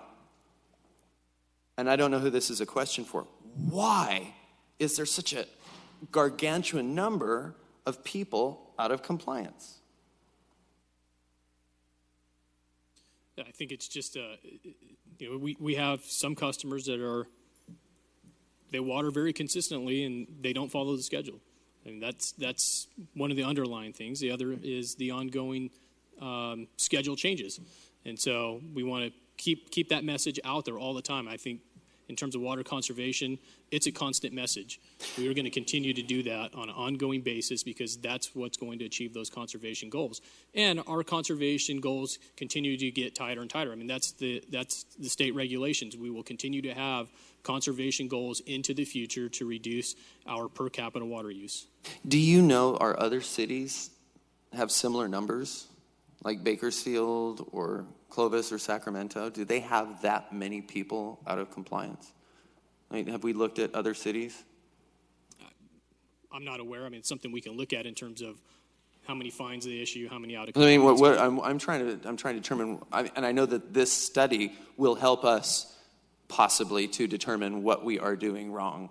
But what are other cities have that many customers out of compliance? A couple of comments here. So firstly, that compliance number 80% from 2016, that number is reflecting anybody who violated this threshold at a time they were not allowed to use water at least once during that year, right? And so I think the point we were trying to make with that figure is that when you can observe people perfectly, it's important that you rethink how you do something like that type of kind of enforcement. And then the second point, other cities, most cities in the Central Valley, I don't think have the universal deployment of the AMI infrastructure, which allows kind of reading data at this type of it. My apologies.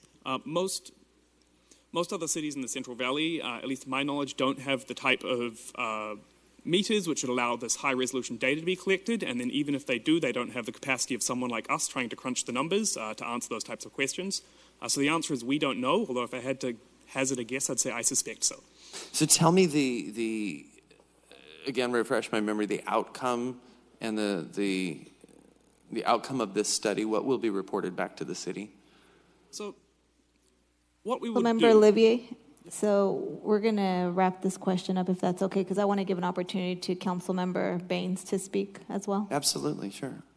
So you can go ahead and answer Can if I you have wish. the answer to the question? Yes. So thank you. At the end of the study, I can say to you, for each of these different policies, how much water did households use? To what extent did they kind of comply with the schedules?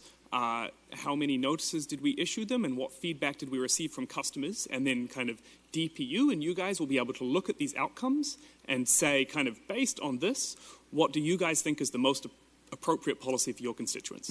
And thank you. In 15 seconds, Council President, I promise I'll be quiet for the rest of the day. We heard someone talking about the fines. Let me tell you, I have a constituent who lives in my neighborhood, and she works at a drugstore, and her husband works at an auto shop, and they're raising 4 kids. She sent her child to borrow $40 from me to get through to payday. So I'm not accusing you of being flippant, because I think you're providing a very reasoned and accurate and well thought out study and approach to us. But folks, the Fresno folks here know that in the neighborhoods, $40 is an awful, awful lot of money. I just want us to keep that in mind. And thank you. Thank you. Councilmember Baines. Thanks, Council President. And I'm going to try to be quick and just, you guys can sit down. I don't have any questions. I just want to really talk to my colleagues just for a minute and just express how I see this, because it's a really robust discussion, and it should be, actually. So I definitely appreciate the interest. But I've kind of boiled it down and maybe a little bit simpler. One, we're only talking about a 90-day study, so I don't want to pretend like we're talking about a permanent policy here. And two, the reason we're doing the study is because the policy we have is not effective, and we're not sure why. And so I think what the staff and administration is trying to do, and we can all test each other other than Councilmember Capariello, I don't even think we understand the watering schedules, to Councilmember Bredefield's point, right? And if we don't quite understand it, the public doesn't understand it, we're not gaining compliance. I think the idea is to try to figure out where the sweet spot is for compliance, because we want to have a well thought out policy. And 90 days for staff to study something, a scientific study, really, in my opinion, is not too much to ask. And just to the final point that Councilmember Brandow reminded me of, specifically for Councilmember Olivier, the fines are going down, not up. So the test groups have lower fine schedules. So I don't think this is all about fines. I think it's really for us to try to figure out how to have an effective piece of policy that's actually ineffective right now. So anyway, colleagues, that was just my take on it. I think all the questions are absolutely appropriate, and when the staff comes back, when the study's done, and when there are recommendations that are made to us about maybe some potential changes in our policy, we should have a further robust discussion again. But I think we should at least allow the staff the time to give us some data and recommendations based off of what they found. So with that, I'll make a motion to approve staff's recommendation. Second. There's a motion by Councilmember Baines and a second by Councilmember Capariello. Any opposition? 2 no. And should we vote electronically? I think we need to go to the public first. Oh, yes, sorry. I did forget earlier to go to the public. Thank you, Councilmember Capariello. Is there anyone in the public who wishes to comment on this item? Seeing none, so we do have a motion and a second. Why don't we vote electronically?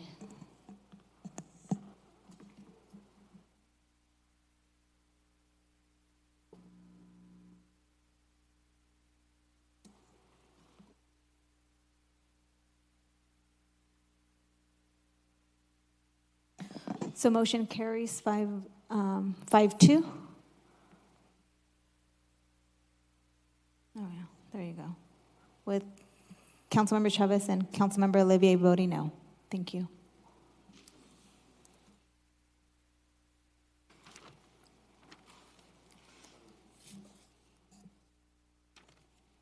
So what I'm going to do, I'm going to go a little bit out of order. I know that we had some 10 a.m. hearings, but we do have some scheduled communication, and I know that they've been patiently waiting. So we do have a 10:10 scheduled communication appearance by Sahidi Gonzalez to discuss the redirection of funds for the driving under the influence checkpoints. Are you here?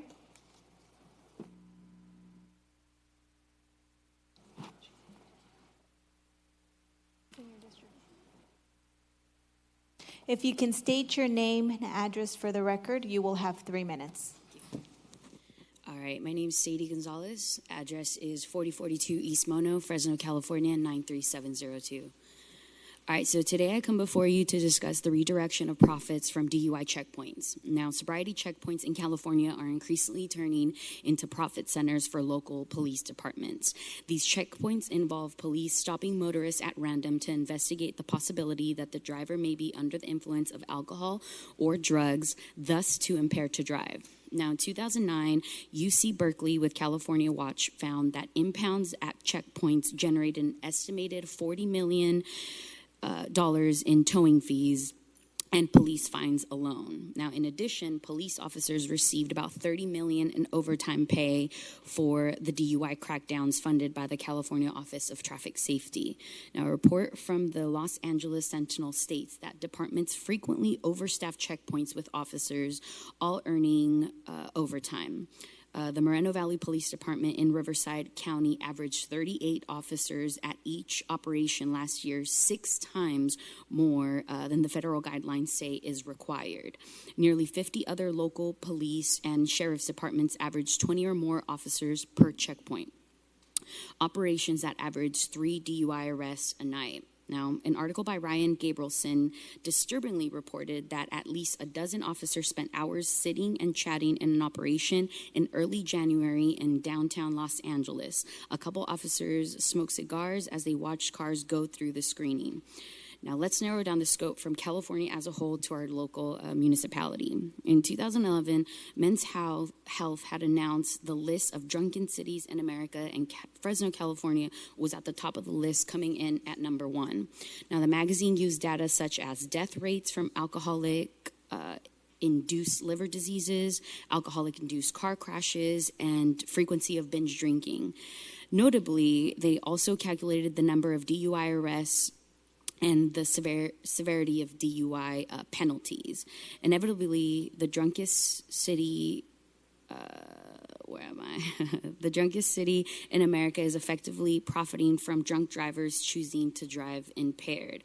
This is why I come before you today as a taxpaying citizen and resident of Fresno, California, with a request that some of the funds from said DUI checkpoint profit centers be redirected into providing a city-sponsored transportation for the inebriated population on one or two of what are considered the drunkest days of the year, like Cinco de Mayo, St. Patty's, or New Year's Eve. I propose that instead of overpopulating these checkpoints with police officers, we invest their energy and time back into the community, into keeping the roads safe by clearing drunk drivers off of the roads prior to their poor choice of getting behind the wheel. On said days, the city would open their non-emergency phone line to drunk drivers who need rides home and be driven to their doorstep to safety by a police vehicle. This would prevent drunk drivers from harming innocent lives on the road and serve as a glorified extension of protecting and serving. Thank you for your time. Thank you so much. At this time, I'm going to take unscheduled communication because I know that they've been waiting here for a while. Gonzalo Arambula, are you here? If you want to come on down.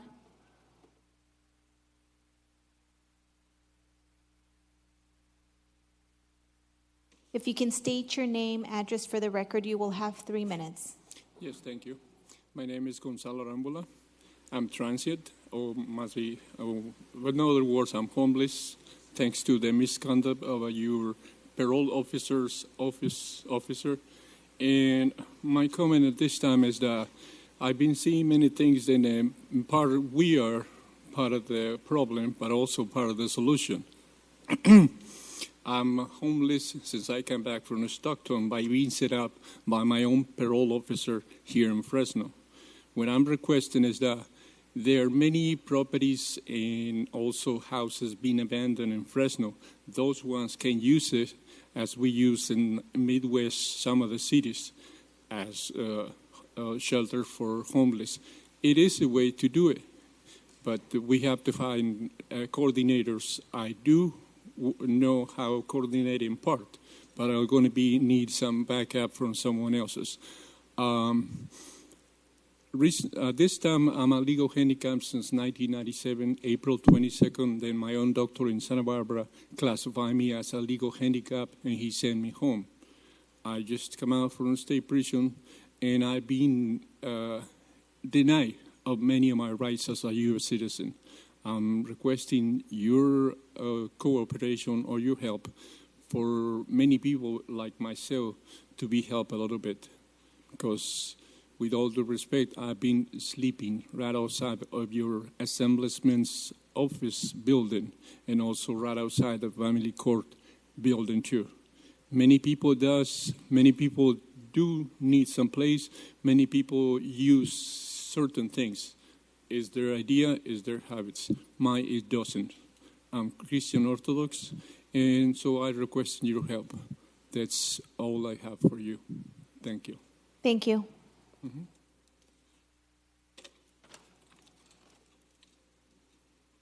Is there anyone else who wishes to speak right now during unscheduled communication? If you do so, please come on up.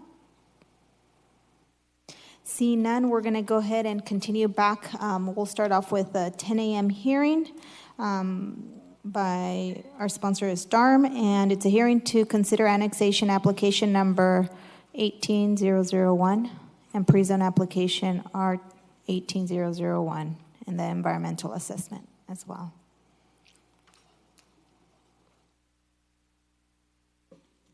Good morning, council members and council president. Andrea Aguilar with the Development and Resource Management Department.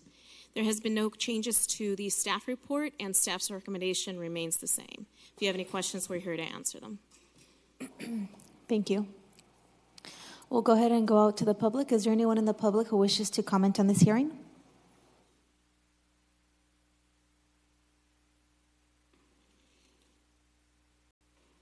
If you can state your name and address for the record, you'll have 3 minutes. Dennis Gabe, Century Communities, 7815 North Palm Avenue, Suite 101, Fresno. Good morning. Good morning.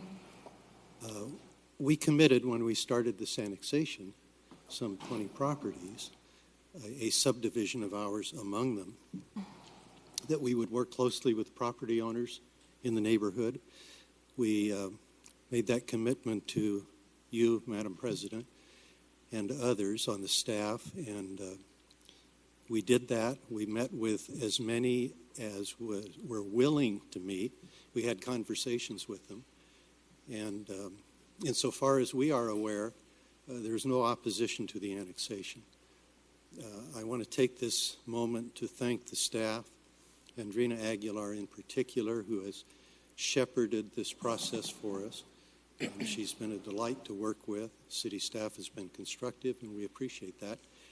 And I'm prepared to answer any questions you may have. Thank you, Dennis. Thank you.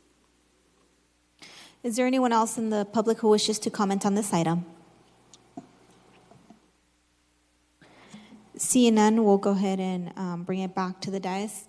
So I'll take the liberty to just say a few remarks since this areas in my district. I'm excited to see this come forward. I think that it is a great opportunity for the residents that live west of 99. I think it's going to be great to see some new homes and new neighborhoods in that area. So I want to thank you guys for working with the staff, but also with the neighbors, because I know that there are many times where concerns come up, and so I'm grateful that you guys were able to go out and do the hard work and make sure that the neighbors knew what was happening and what was coming. So I want to thank all of you for doing that. And so this morning I'll be making a motion to move this forward. And then Councilmember Brando, you're up. And I'll second that motion. I support the project, but Council President, and you probably know more than I do on this particular project, is there going to be any type of major impact to Shaw and 99 traffic? Is that study been done? Because I'm always concerned about that freeway exchange is very impacted currently. And my district, we get a lot of complaints about that when we hold west of 99 meetings. That's one of the major areas of complaint is accessing 99 through that interchange. And so has the city done a research on the impact? Council President Soria, Councilmember Brandow, Will Tackett, Development and Resource Management Department. The project which you mentioned was approved in 2007. That's not the item before you today. It's the annexation, which would facilitate approval of that map. However, a traffic impact study was completed at the time of approval of the project. It was reviewed by our Department of Public Works, and adequate mitigation and conditions on the project were imposed for that purpose. And so, Will, like in this development, how many new residents or homes are we talking about? 216 new homes. 216 homes. And so what do you think is the impact to Shaw and 99? You know, Council Member, I'm happy. I know that this interchange the Shaw 99 interchange has been on a list of different projects that Scott Mosier's been talking to Caltrans about. So if you don't mind, I can have Scott come and meet with you. I don't know the latest on that intersection or interchange in particular right now, but I can have Scott come meet with you and give you an update. Well, yeah, and Wilma, and I've talked with Scott about this. For starters, Shaw 99 is not a Tier 1 project for Measure C, so it's not going to get funded through that approach, and I'm kind of familiar with it. So I'm conflicted this morning because I am very interested in great projects west of 99, and this is one of them, right? But at some point, our city is going to have to get very serious about Shaw 99 and Ashland and 99. Council President Soria and I have talked about this a couple times, and we just begun our west of 99 specific plan, and even at our very first meeting, there were people that talked about those interchanges. So I want to support this project as well as other projects that come before us west of 99, but we're going to have to figure out a way, and I'll be glad to meet with Scott, but it's going to take some creativity to bring those interchanges up to support the level of growth that we're projecting west of 99. So I just wanted to put it on the record that I seconded this project. I'm very supportive of it, but we're going to have to address Shaw 99 and Ashland and 99, and hopefully Clinton and 99. And what's that? I said in Clinton. And Clinton and 99, right. And I know these are all big, massive dollar projects, but I'd like to see us begin the process of looking even more directly into those interchanges. So, thank you, Councilmember Brandow, and I concur with your comments, and I know that obviously we heard loud and clear from the residents that live west of the 99 in terms of the existing impacts, and so I'm looking forward to working with you along with Councilmember Baines and our mayor so that we do find those dollars that we need to really build out those thoroughfares, because there is significant impacts, and I think that there's opportunity. I think that as the legislature last year rolled out the SB 1 dollars that are going to be coming in, we have to figure out how we're planning ahead to cobble some of those dollars and put them at least so that the administration knows that that's something that is a priority for me, so that we are building those thoroughfares that support the additional growth that is going to go there. And when we're talking about housing and our housing crisis, I think that this is a great project because it's going to bring more housing units to our community and address some of the affordability issues. So, which is one of the reasons that I am proud to support this project, because I know that it's going to add to our housing stock. It's going to increase opportunities for folks for quality housing, and so I'm excited about that. But again, we'll continue to be vigilant with you and try to figure out ways so that we can fix those thoroughfares to address those challenges. I know you take meetings west of 99 as well.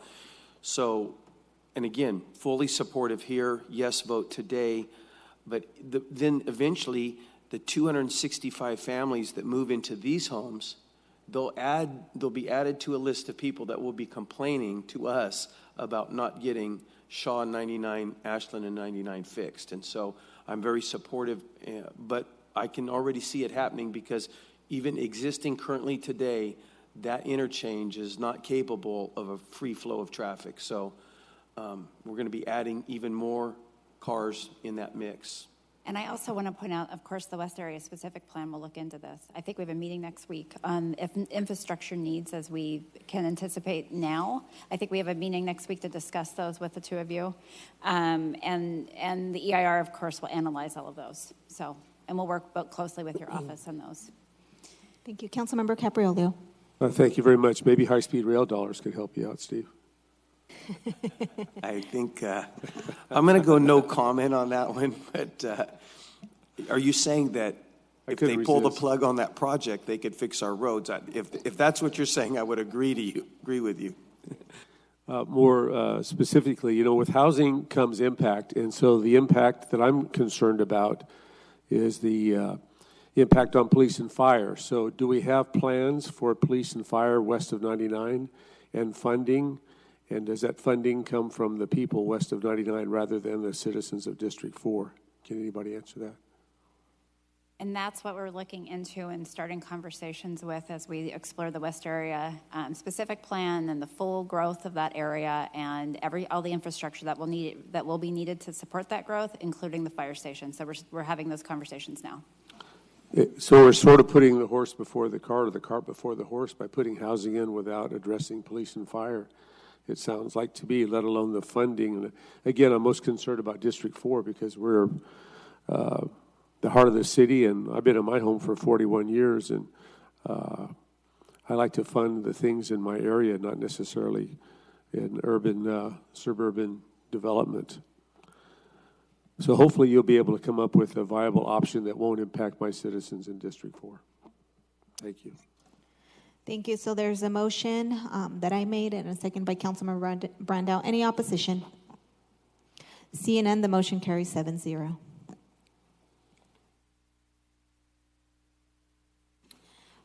Next, we'll go on to the scheduled hearing for 10:15. Marlene? Good morning. This is, by the way, a joint meeting with the city and the Fresno Revitalization Corporation. Very briefly, the agency purchased 329 North College to build affordable housing, and in support of the Fulton Lowell Specific Plan Committee, we committed to build a single-family home there in furtherance of plan policies to lower densities and promote owner-occupied affordable housing in that area. Self-Help is proposing to build a 4-bedroom, 1,450 square foot single-family home to be sold to a household earning at or less than 80% of AMI with a 45-year covenant. In terms of financing, Self-Help plans to fund the estimated total project cost of $221,000, and this, by the way, includes all costs, fees, permits, etc. The sale price is estimated at $195,000, leaving a gap of $26,000. The income qualified buyer is expected to be able to secure conventional financing at $160,000, leaving a down payment requirement of $35,000. The housing successor proposes to bridge the gap of $61,000. Consisting of a $26,000 forgivable loan to Self-Help to bridge again that gap between costs and selling price, and a loan, a $35,000 loan to the income qualified buyer at no interest. The proposed project, we think, cost effectively provides single-family home ownership and meets our state-driven requirements to develop affordable land on the property that we own and to provide housing assistance to lower-income households. It'll also, of course, help to revitalize that neighborhood in the inner city and will trigger private long-term investment through conventional loans. Today we have from Self-Help Kristen Ainley, the administrative analyst, and Ethan Sutton, deputy director of Self-Help. If you have questions, we'd be happy to answer. Thank you.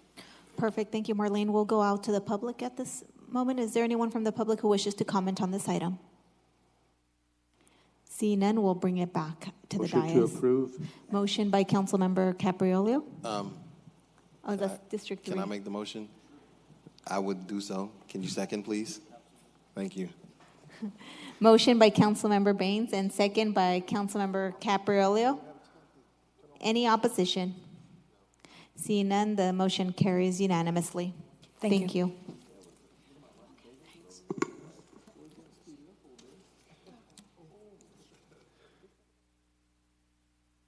Next, we'll go back to General Administration, item 3B. It's a resolution approving the reallocation of $3 million from the Liability Self-Insurance Fund contingency to fund refunds and claims. Personnel Department. Good morning, Council President and members of the Council. Jeff Cardell, Director of Personnel Services. We're here today asking for your approval and reallocation of our contingency funds and our liability insurance fund. As you may recall, the liability insurance fund is used to pay claims associated with things such as property damage, auto liability, excessive force claims, discrimination, things of that nature. In years past, as this year, we've had a situation, circumstances where our expenses associated with all those claims is greater than what has been allocated for the refunds and claims line in that budget. That's why we have a contingency.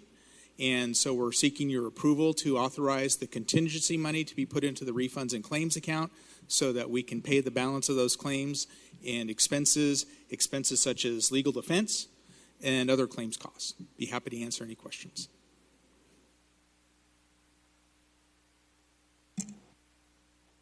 Thank you. We'll go out to the public. Is there anyone from the public who wishes to comment on this item? Seeing none, we'll bring it back to the dais. Is there a motion? Motion by Councilmember Bredefeld. Second by Councilmember Capriolio. Any opposition? Seeing none, motion carries 6-0 with Councilmember Chavez absent. Next is item 3C, approve the award of cooperative purchase agreement to Aries Industries for the purchase of 2 video inspection box trucks in the amount of $629,000. Fax Department. Good morning. Gregory Barfield, Assistant Director, here to ask your permission to buy 2 box trucks for the Department of Public Utilities. These box trucks are used for sewer inspection, and they will replace existing units. Perfect, thank you. We'll go out to the public. Is there anyone in the public who wishes to comment on this item? Seeing none, we'll bring it back to the dais. There's a motion by Councilmember Olivier, second by Councilmember Baines. Any opposition? Seeing none, motion carries unanimously. Thank you. Next, we're going to go to a City Council item 4A. It's a workshop on the Census 2020, and that is actually sponsored by my office. Cindy is here to do the presentation. And so just to give you, my council colleagues, a little bit of context about why I believe that this is important for us to learn about and what is coming before us in short of 2 years. Obviously, Cindy will give us some more background, but just thought as we're hearing about where the city is at right now in terms of the census and what can we do so that we maximize our opportunities to get every dollar that we can from the federal government. We want to make sure that every single person in the city of Fresno gets counted so that we're able to get those dollars from the feds. And Cindy will give us a more in-depth presentation as to what it is, what they've done in terms of some piloting here in the city of Fresno where they have identified additional population that probably couldn't be identified by our staff here who provides the addresses to the state of California. So welcome, Cindy, and thank you for being here and I know that you've met with some of my council colleagues, but I think it's great for us and for the public to know about the census, where we're at, what can we do to ensure that everyone in our community gets counted.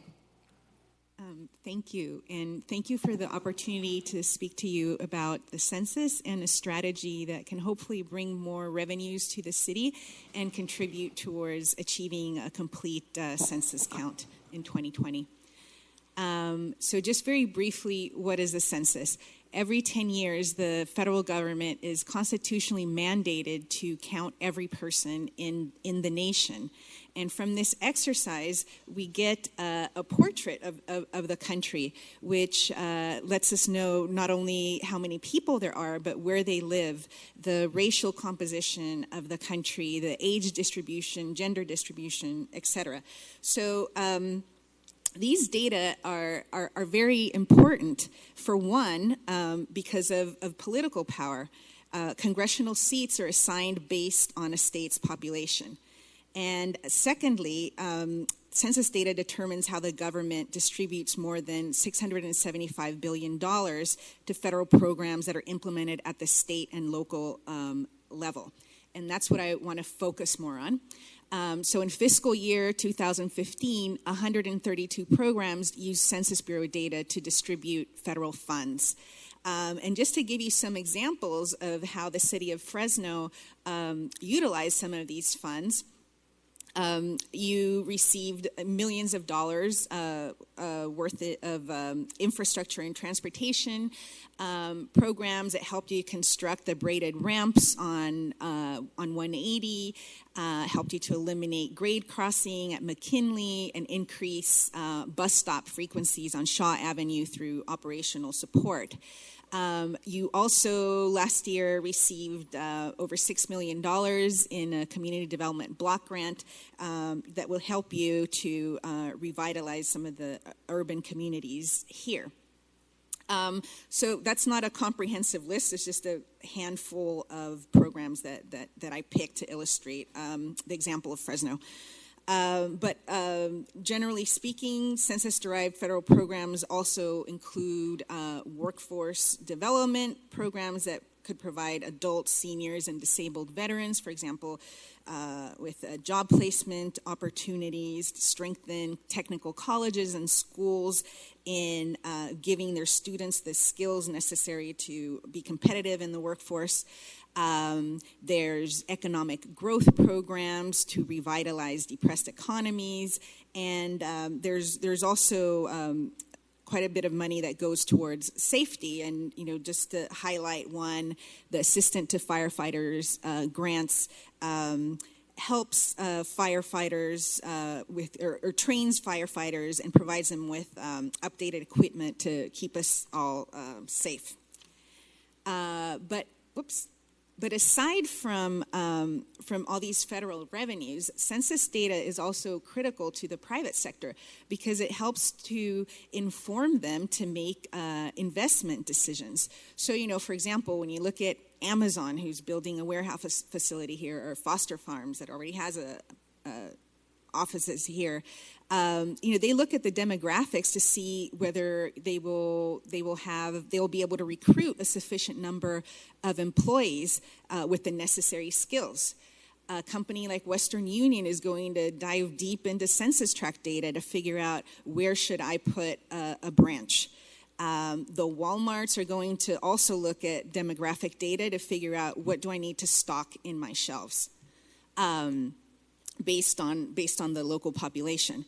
So this census data is really critical also for job creation and economic growth of cities and counties.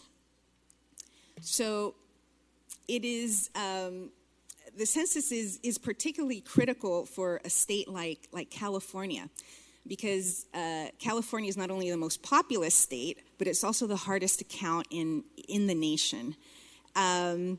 So it's in the state's interest to have the most accurate count possible, because when California residents are not counted, the state loses political influence and funding. For example, we are in danger of losing at least one congressional seat through the upcoming census. There's been prior studies of California undercount that indicate that it has resulted in a loss of $100 million a year, which would be $1 billion over a decade, which is a lot of money. California has the largest population of hard-to-count communities in the entire country. totaling about 8 million people. And just to put that into perspective, that's the size of New Jersey. So we have the size of a state that's hard to count within the hardest to count state. And Fresno County is in the top 13 hard to count counties in California. So this is of particular concern for the city of Fresno.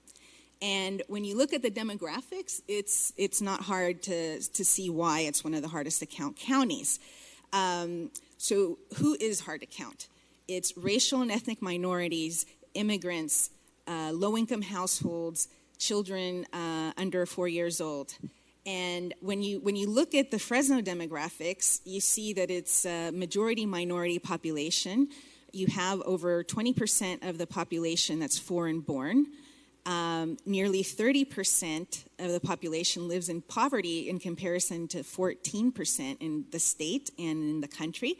And when you look at children, 41% are living in poverty versus 20% in California and the U.S. And so this is a population that's very hard to count. So it's critical for the city of Fresno to get the most accurate count possible in the upcoming census. Whoops.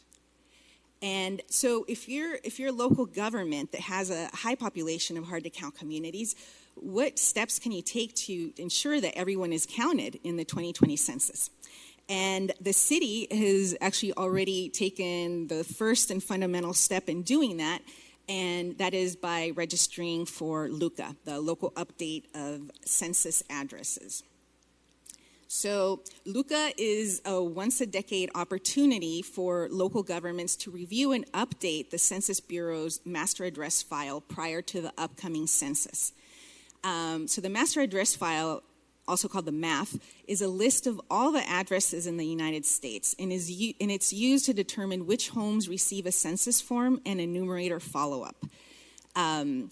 And so the census relies on a complete and accurate map to reach every residence and associated population for inclusion in the census. And that's why it has the LUCA program, because it recognizes the importance of the accuracy of that address list. So during the LUCA process, local governments correct and address omissions and errors in the MAF. But one of the issues is that this process relies on local government administrative records, which are often incomplete. And part of the reason for that is because they don't include unconventional housing, which are households that do not have a mailbox or registered postal address. And these are invisible in census data. So what are unconventional housing units?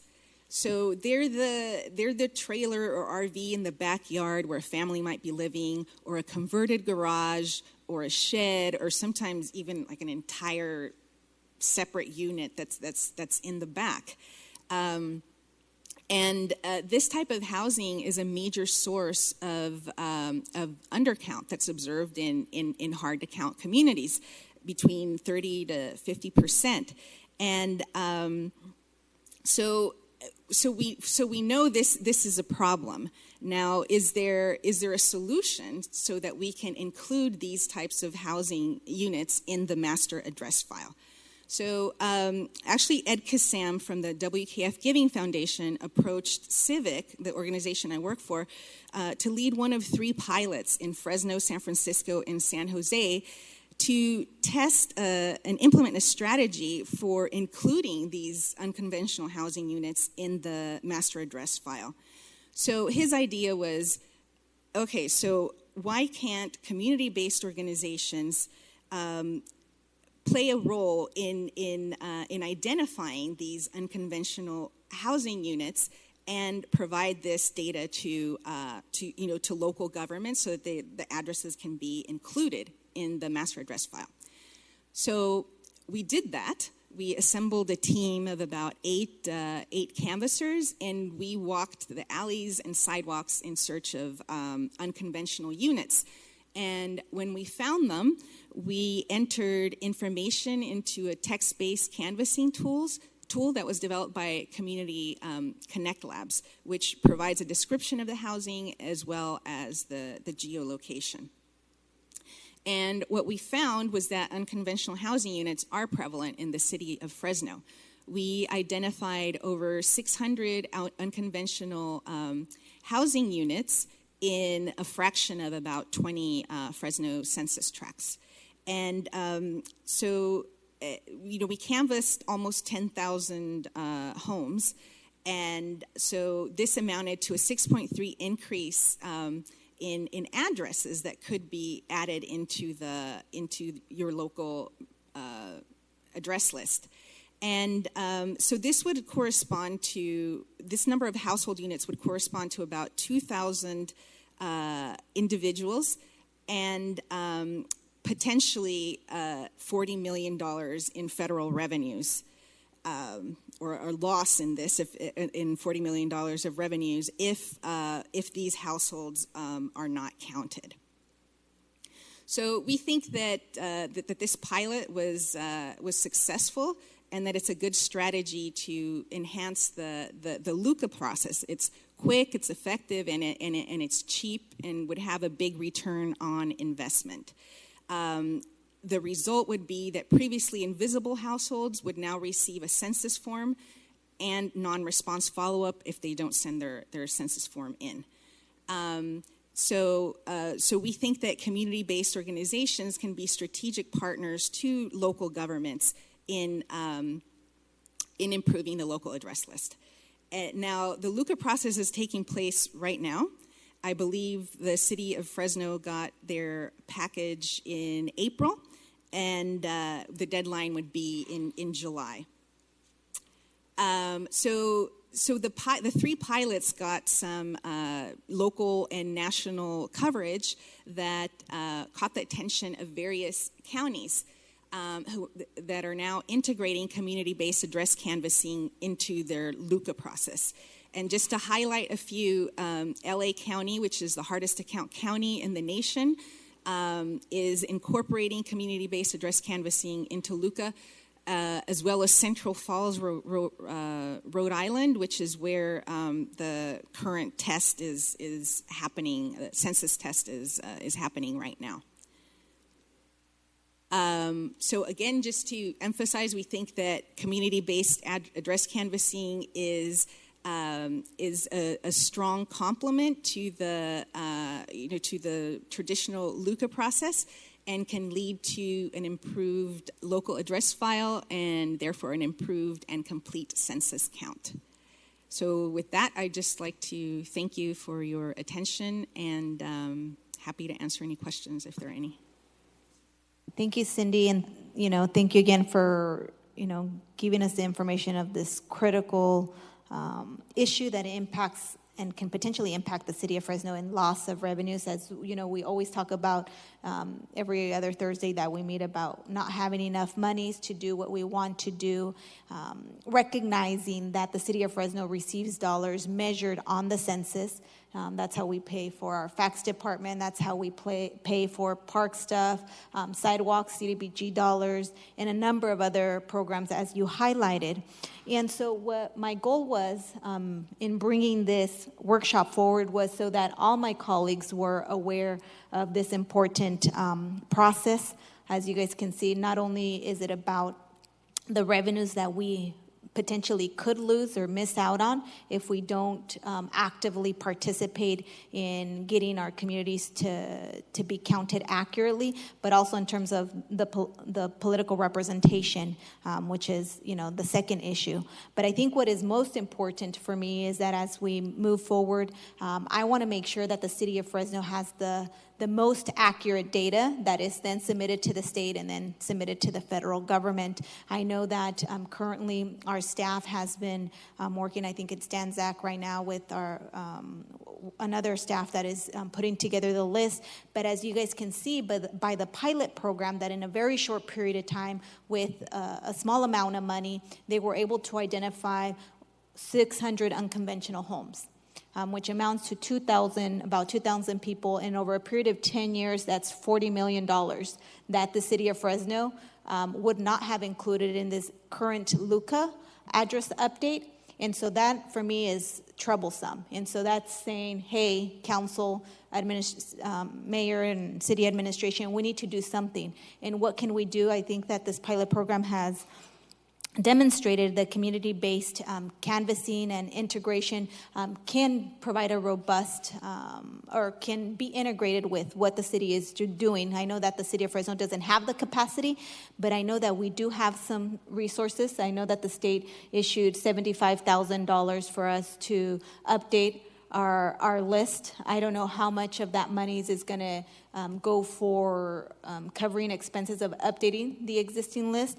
So I think that we need to have a conversation. I'd like to see if we can use some of those dollars to be able to continue expanding on the pilot program so that we expand that list and make it a little bit more accurate. I know that we're probably not going to get everyone, but if we can augment that address list, I think that the city of Fresno wins. We can see that already. I said, in this short amount of time, they were able to identify a potential loss of $40 million, which is no small number. In particular, for a community like us, where we see the startlingly numbers, right? We're aware that we have a lot of poverty here in the community. So any resource and any dollars that we can get from our federal government back to our community, I think that that's a responsibility that we have. And so we have to look at the types of investments that we can do to augment those lists. So that's why I wanted to bring this forward. There's no action item today. I just wanted folks to be aware of what is before us, what can we do as a body to make sure that we're augmenting that address list. Thank you. Councilmember Chavez? Cindy, thank you for that presentation, and thank you for meeting with me, and appreciate the work that Civic has been doing in our community. And I can tell you that, having personally walked a lot of those neighborhoods, we do have a big problem with undercounting in those areas. They are very densely populated, and the folks there, I think, we got to do a great job, an exceptional job of actually making sure we reach out to them. I do see a lot of space there where community-based organizations will get a chance to do a lot of that work. There's more trust there with residents and organizations that are already serving them. But I just want to say thank you. And just had a quick question. Maybe you might or might not have the answer to this, but how would the census count homeless folks that live in our city? Is it a separate process? Yeah, they have a separate unit to do that. Okay. It's a special unit that gets deployed. And that's all they do, right? Specifically, just reach out to homeless folks. Because we have some preliminary numbers, I think, city manager, with the counts that we do ourselves. And so I know in 2010, the city did a very robust, broad outreach plan. And even with that, we know that we still undercounted quite a bit of folks. And so, I'm looking forward to working with the administration on doing the outreach and putting that broad coalition, because I think it's going to take every ounce of effort to get a more accurate count. And that's going to drive a lot of the funding that we get for transportation, housing, public safety, pretty much everything that we do. We know that we only get 78 cents for every dollar we send to the federal government. And so I just want to make sure that we're getting our fair share of resources. But thank you for the work. Appreciate it. So one thing that I wanted to add as well, because I forgot to mention, so on this work, we're approaching, or we have a deadline, July 31st, to submit the accurate, I guess, list of addresses or even unconventional homes that we get. So I think what's important for this council to know, and I actually like to hear folks' perspective on, do you guys think there's value in us investing? Because I think that if we invest a small money, the returns are great. Like we saw, $40 million is no small amount.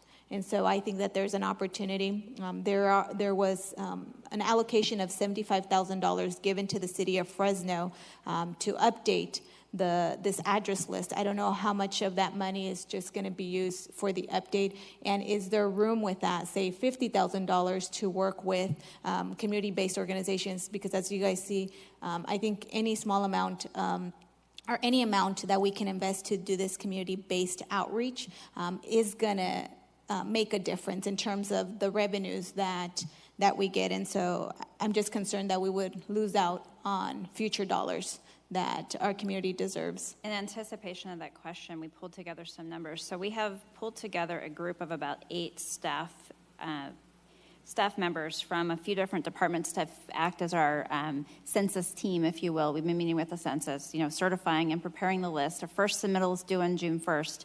And we're hoping to use that $75,000 to reimburse the staff costs. And right now, as of 2 days ago when we pulled this information, we're already at $72,980 from staff costs that's already been spent on certifying and preparing the list. It's very intensive, and our intent was to get reimbursed for that staff time.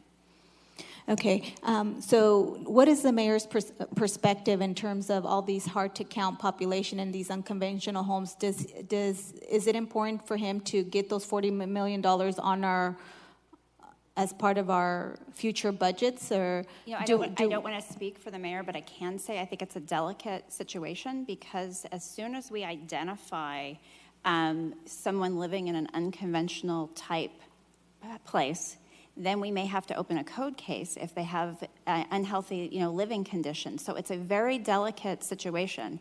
And so we want to do everything we can to have the most accurate count. But again, I also have staff who's very concerned about doing a more robust count and not being able, we need to meet the deadlines from the census. And like I said, first submittal is June 1st. We have about a month to help rectify any of that information. But again, I just want to make sure, it's very delicate. The minute we know that somebody is living in an unconventional home that may not meet, code, then we may have to open up a case, depending on the situation. Well, and I guess those are policy calls. I guess I'd like to hear, Cindy, what are some of the other experiences with other cities in looking at these unconventional homes? Okay, so before answering that, I just want to say that my understanding is that with the creation of these local address files, that the city wouldn't really be allowed to use that information with respect to enforcing coding or zoning issues because of the confidentiality. Because of the Title 13 and that confidentiality requirement. I wish I had hoped to have met with the council president on this item beforehand. So had we been able to do that, I would have been able to answer that question now and have had an opportunity to talk to staff. So I don't have the answer to that question, but my understanding from staff, just knowing what we know based upon this, is if we do identify and are aware of a situation where somebody is living in an unsafe condition, then we may have to open up a code case. And that maybe that's something, city attorney, that we can look at in terms of what are kind of the limitations on that. Yes, we will. So if we can, like I said, it was just, the workshop was just in terms of getting the information, making sure folks were aware that this was coming down the road, that we are working on a timeline, that I believe that we should be making some investments, because I think even any small investment in trying to identify these additional unconventional units will add to the revenues that the city of Fresno could potentially get to help us. Councilmember Brando. So, Wilma, are the coded, or the people that you're supplying to help in these counts, are they working underneath this LUCA program, or are they? You mean the staff that I just mentioned? Yes. Yeah. So we have pulled folks from ISD, from DARM, and they're working to, our GIS team in particular, and they are working to certify a list for the LUCA. And the deadlines that I mentioned. We met with the census early on, maybe 6 months ago. We had a rep here from the census. We pulled together that team knowing what was anticipated. We had to pull staff off of other things. And so our preference was to reimburse staff time with the money that we are given to certify the list with the $75,000. Okay. And so who's going to reimburse where's the money coming from to reimburse staff time? The state. The state. And have we been reimbursed, or will we be reimbursed for sure? Well, we get 75,000. We had talked about that 75,000 earlier this year. It's 75,000 from the state, and we will get reimbursed. We don't have it now. We do not have the money yet, but we will get reimbursed for our staff time. Okay, so it's not a question, it's a guarantee. Yes, All it right, is. You would get reimbursed in the fall. What's that? You will get reimbursed in the fall. Reimbursed in the fall. Yeah. Perfect. So I would love to do both things, even if that means we can't do both things with this information. But I think it's important to have an accurate count for sure. But then I also believe the awareness that we know that we have a lot of these non-conforming housing units in the city of Fresno. I mean, we just went through a heated debate that took a long time to talk about blight and code violating rental units in the city of Fresno. And to me, this is very connected to that conversation. So I think that if we're spending the time asking people to put their rental properties and rental homes on a registry, and we're going through all of that process, this seems like a continuation of that to me. So many of these dwellings need to eventually be brought up to code through a City of Fresno operation. And maybe it cannot come from the LUCA information. I don't know the answer. Somebody else is going to figure out the answer to that, and I don't care about that. But we need an accurate count, but we also need City of Fresno residences brought up to City of Fresno code. So I'm interested in both things. Great. Thank you, Vice President Brando. And thank you, Cindy. I don't think there's any other questions on this. I just wanted to answer your question about other cities Oh, just okay. briefly. So Santa Clara County is really leading the way. They passed a $1 million resolution that they are solely investing in LUCA because they see, I think in the last census, there was an immense undercount, particularly in San Jose. So they want to do everything possible to acquire the most accurate list. So they decided to invest $1 million in the LUCA program. And I think about a third of that is going towards community-based address canvassing. But in Los Angeles, like I said, is taking this very seriously, and they're in the process of starting to deploy this strategy there. Great, thank you. And so I think that shows that local municipalities are aware that this is very important. And so I think that we as a city need to consider that and figure out how we make additional investments. I am for seeing additional dollars being invested so that we can up our CDBG dollars, we can up our federal transportation dollars that we receive here in the city of Fresno. So I'm very interested in that. And so I hope that this will continue to add to the discussion and hopefully get folks interested on this body to see additional investments. Thank you, Cindy. Thank you very much for your attention.